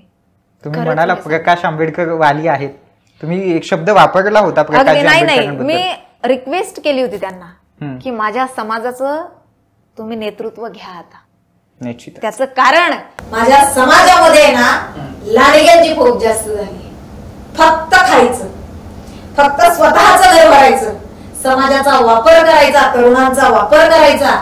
मला सांगा ना, अगदीच त्या माणसाने ना डॉक्टर बाबासाहेब आंबेडकरांच्या नावाचा गैरवापर केला ना, त्याने त्याच्या पदाचा गैरवापर केला? अजिबात नाही. क्या बात है. मला सांगा ना, जर त्यांनी ठरवलं ना तर अखंड दलित समाज त्यांच्या बाजूने ते उभं करतील. पण त्यांनी अभिव्यक्ती स्वातंत्र्य दिलेलं आहे त्यांच्या आजोबांनी, त्याचा ते समाजाला स्वातंत्र्य आहे, अभिव्यक्ती स्वातंत्र्य आहे. ज्याला जिकडे जायचं तिकडे जाऊ दे, बांधून ठेवला नाही त्यांनी समाज. माझ्याच माग या ठेवलाय बांधून नाही. मला सांगा, आज त्यांच्या आजोबांनी म्हणजेच डॉक्टर बाबासाहेब आंबेडकरांनी या देशाला संविधान दिलं. ऋषीजी, बाबासाहेब आंबेडकरांचं मी एक वाचलेलं आहे, मी पुस्तकं वाचते, त्याच्यामध्ये एक किस्सा वाचलेला आहे. रामजी बाबा आणि बाबासाहेब हे लंडनला गेले होते. ज्या वेळेला बाबासाहेब लंडनला गेले ना, रामजी बाबाही त्यांच्यासोबत होते. बाबासाहेब ज्या वेळेला यायचे ना, रामजी बाबा भाकरी करून ठेवायचे आणि बाबासाहेब विचारायचे, तुम्ही जेवलात का बाबा? रामजी बाबा म्हणायचे, हो. तू खाऊन घे, तू खाऊन घे, मग मी जेवतो. एकच भाकरी असायची. बाबासाहेब ते खाऊन घ्यायचे. त्यांच्या नंतर लक्षात आलं की मी दररोज येतो, मी दररोज बाबांना विचारतो तुम्ही जेवलात का, आणि बाबा म्हणतात की हो तू खाऊन घे. जेवलेत का? हो मी जेवलो असं म्हणत नाही, हो तू खाऊन घे. म्हणजे त्यांच्या लक्षात आलंय की बाबा उपाशी राहतात पण मला खाऊ घालतात. लंडनला ही परिस्थिती तशीच होती हो.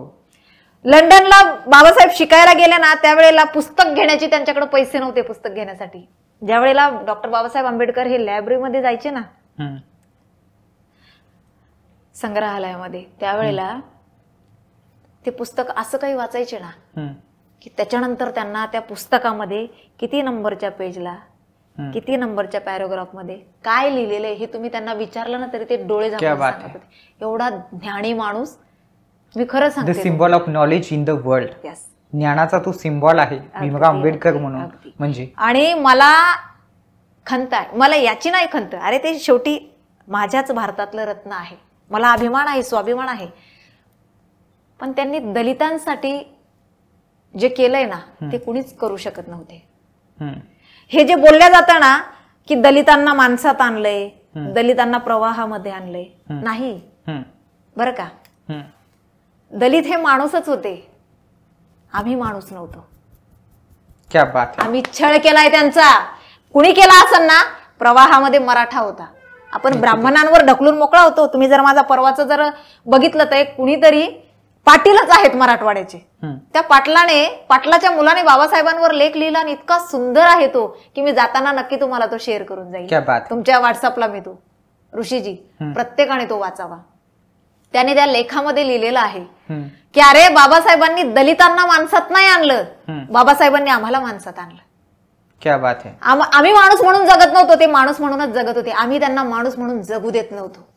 क्या बात आहे. संगीताची तुमचे विचार खरंच सॅल्यूट आहे तुमच्या विचारांना. आणि मला ह्या गोष्टीची खंत आहे की माझ्या समाजाला छत्रपती भेटणार नाहीत, पुन्हा माझ्या समाजाला बाबासाहेब भेटणार नाहीत. आज गरज आहे माझ्या समाजाला गरज आहे. त्यांच्या समाजाला अजूनही प्रकाश आंबेडकर आहेत, माझ्या समाजाला नाही हो कोणी, पोरका येतो असं भरकटवल्या जाते. का? शिकलेला माणूस नसल्यामुळे. लक्षात घ्या, शिक्षण हे वाघिणीचं दूध आहे, जो पिल तो गुरगुरणारच, हे बाबासाहेबांचे शब्द आहेत. आणि ते खरंच आहे हो. तुम्हाला जर एखाद्या विषयात माहित नाहीये आणि तुम्हाला जर बोलायला सांगितलं, तुम्ही गोंधळणार ना, किंवा तुम्ही चुकीचं काहीतरी बोलून टाकाल. तुम्हाला सांगितलं की बाबा तुला जायचंय, मुंबईला जायचंय, तुम्हाला रस्ताच माहित नाही, तुम्ही कुठेतरी भटकणार ना. हो. पण तुम्हाला जर रस्ता माहिती आहे तर तुम्ही योग्य रस्त्याने जाणार. म्हणजेच काय, जर शिक्षण तुम्हाला असतं तर तुम्हाला कळलं असतं मराठ्यांचा फायदा कशामध्ये आहे. निश्चितच. जर तुम्ही शिक्षण घेतलं असतं ना तर तुमचा नसता तुम्ही बळी दिला, मराठ्यांचा बळी दिला. आज जरांगे पाटलांनी 2 वर्षापासून मराठ्यांचा ऱ्हास होतोय. शेकडो पोरांनी आत्महत्या केल्या आहेत, शेकडो पोरांवर, हजारो मुलांवर दंगलीच्या केसेस आहेत. कोण काढणार आहे त्यांना बाहेर? संविधान आहे. मला पुन्हा सांगायचं, कोर्टात गेलेली केस मागे येते का? नाही. कशी येणार? ती तुम्हाला न्यायालयीन प्रक्रियेतनच पासून यावं लागेल. असं नाही, सरकारला अधिकार नाही. सरकार हे नोकर आहे सगळे. कुणाचे? कोर्टाचे, संविधानाचे पालक आहेत तुम्ही. आपण पोलिसांना घाबरतो. मला सांगा, पोलीस कोण आहेत? कोर्टाचे नोकर आहेत. कोर्ट जे आदेश देईल ना, हा लिहिण्याचा अधिकार बाबासाहेबांनी पोलिसांना दिलाय, रंगवण्याचा अधिकार पोलिसांना दिलाय. बघा, बऱ्याच वेळा आपल्यावर खोटी केस होती, आपण त्रास होतो आपल्याला, पोलिसांनी केली, पण अरे ती टिकवता पण आली पाहिजे त्याला. कोर्टात टिकवता कोण आहे? बॉस कोण आहे? कोर्ट आहे. मला सांगण्याचा उद्देश काय की कुणालाही अधिकार नाही, आरक्षण आपल्याला मिळेल. मी तुम्हाला मगाशी एक उदाहरण सांगत होते की जर बाबा आता जमीन तुमची आहे ऋषीजी, जमीन तुमची आहे, 7/12 तुमच्या नावावर आहे त्याचा, मी यायचं आणि तिथं अतिक्रमण करायचं, ती माझी होणार आहे का? नाही, कधीच नाही. बरं ठीक आहे, माझं अतिक्रमण केलंय मी, 4-5 माणसं आणलीत, तुम्हाला झुंडशाही केली मी, तुमच्या जमिनीवर मी ताबा मारला, तुम्ही काय कराल? कोर्टात जाऊ. बरोबर. कोर्ट काय बघेल? 7/12 तुमचा आहे, जमीन तुमची आहे, तो गट नंबर तुमचा आहे. कोर्ट काय म्हणाल? पोलिसांना आदेश दिले, जा ह्यांना प्रोटेक्शन द्या आणि ती जमीन त्यांची त्यांना मिळवून द्या. कोर्ट प्रोटेक्शन, पोलीस प्रोटेक्शन मध्ये तुमची जमीन परत तुम्हाला मिळेल. त्याच पद्धतीत हे जे आरक्षण आहे ना, याचा 7/12 कुणाच्या नावावर आहे? ओबीसीचं, ओबीसीच्या नावावर आहे. आपण जर त्याच्यामध्ये घुसखोरी केली, अतिक्रमण केलं, तर ते आपल्या नावावर होणार आहे का? ठीक आहे, फडणवीसने काय केलं? दिले, असं पहिलंही दिलं होतं त्यांनी आपल्याला, आताही दिलं. ते कुठं टिकायला पाहिजे होतं? कोर्टात. त्यांनी दिलंय. तुम्ही कायदेशीर मागा ना, तुम्ही असं झुंडशाही करताय, मग ते असं दंगली बिंगली होण्यापेक्षा बाबा त्यांनी दिलंय, काढलाय जी आर, तो टिकणार आहे? अरे काही भेटलं नाही मराठ्यांना, तुरी दिल्यात आता, पण त्याचं कारण तुम्ही कायदेशीर मागणी करत नाही. तुमची मागणी कायदेशीर, मागणी ही कायदेशीर नाही असं तुमचं स्पष्ट मत आहे. अगदी. मग मी मागही एक व्हिडिओमध्ये अगदी पदर पसरला होता की प्रकाश आंबेडकर साहेब, तुम्हाला याचं नॉलेज आहे, तुम्ही वारंवार म्हणता माझ्याकडे आहे त्याचं औषध, मराठा समाजाला कसं आरक्षण मिळेल ते, पण काही घमंडी लोक तुमच्याकडे येत नसतील, पण तुम्ही बाबासाहेबांचे नातू आहात, मोठ्या मनानं तुम्ही या, मराठा समाजाला कसं मिळेल ह्याच्यासाठी पुढाकार घ्या. निश्चितच. आणि आमच्या चॅनेलच्या माध्यमातून देखील अशी प्रकाश आंबेडकरांना विनंती आहे, आणि प्रकाश आंबेडकरांना देखील आम्ही खूप वेळा संपर्क साधण्याचा प्रयत्न केला होता इंटरव्ह्यूसाठी, परंतु काही कामास्तव त्यांनी तो हे नाही केला, स्वीकारला नाही. परंतु निश्चितच प्रकाश आंबेडकर जेव्हा आपल्या चर्चा तर होणारच मध्ये येतील आणि जेव्हा ते हे पॉडकास्ट बघतील, निश्चितच ते तुमची विनंती मान्य करतील असं आपण या ठिकाणी गृहीत धरूयात. संगीताजी, तुम्ही आज चर्चा तर होणारच मध्ये आलात, आणि काही असू द्यात आपल्या बोलण्यामध्ये तुमच्या किंवा माझ्या, कारण ही मुलाखत असते आणि मुलाखत ही अशीच असली पाहिजे, निर्भीड, सडेतोड आणि निरपक्षपाती. तुम्ही बोलता बोलता म्हणालात, माझ्यावरती तुम्ही आरोप केलात की तुम्ही मनोज जरांगेंचे प्यादे आहात. मला काही वाटलं नाही, कारण मी त्यांचा प्यादा नाहीच आहे, कारण माझे विचार हे माझे वैयक्तिक विचार आहेत, हे चॅनलचे विचार आहेत, हे बाकीच्या कोणाचेही विचार नाहीत. संगीताजी, तुमचं पुन्हा एकदा मी या ठिकाणी आभार व्यक्त करतो, आणि निश्चितच आशा आहे आम्ही जेव्हा जेव्हा आपल्याला फोन करू तेव्हा तेव्हा तुम्ही भारत न्यूजच्या स्टुडिओमध्ये उपलब्ध व्हाल आणि आमच्या लाईव्ह फोनवरला देखील तुम्ही उत्तर द्याल. यासह चर्चा तर होणारच मध्ये वेळ झाली इथेच थांबण्याचे, तुम्ही मात्र कोठे जाऊ नका. ताज्या आणि महत्त्वपूर्ण बातम्यांच्या अपडेट्ससाठी पाहत राहा भारत न्यूज मराठी HD, नव्या कोऱ्या महाराष्ट्राचं नवं कोरं टीव्ही चॅनल.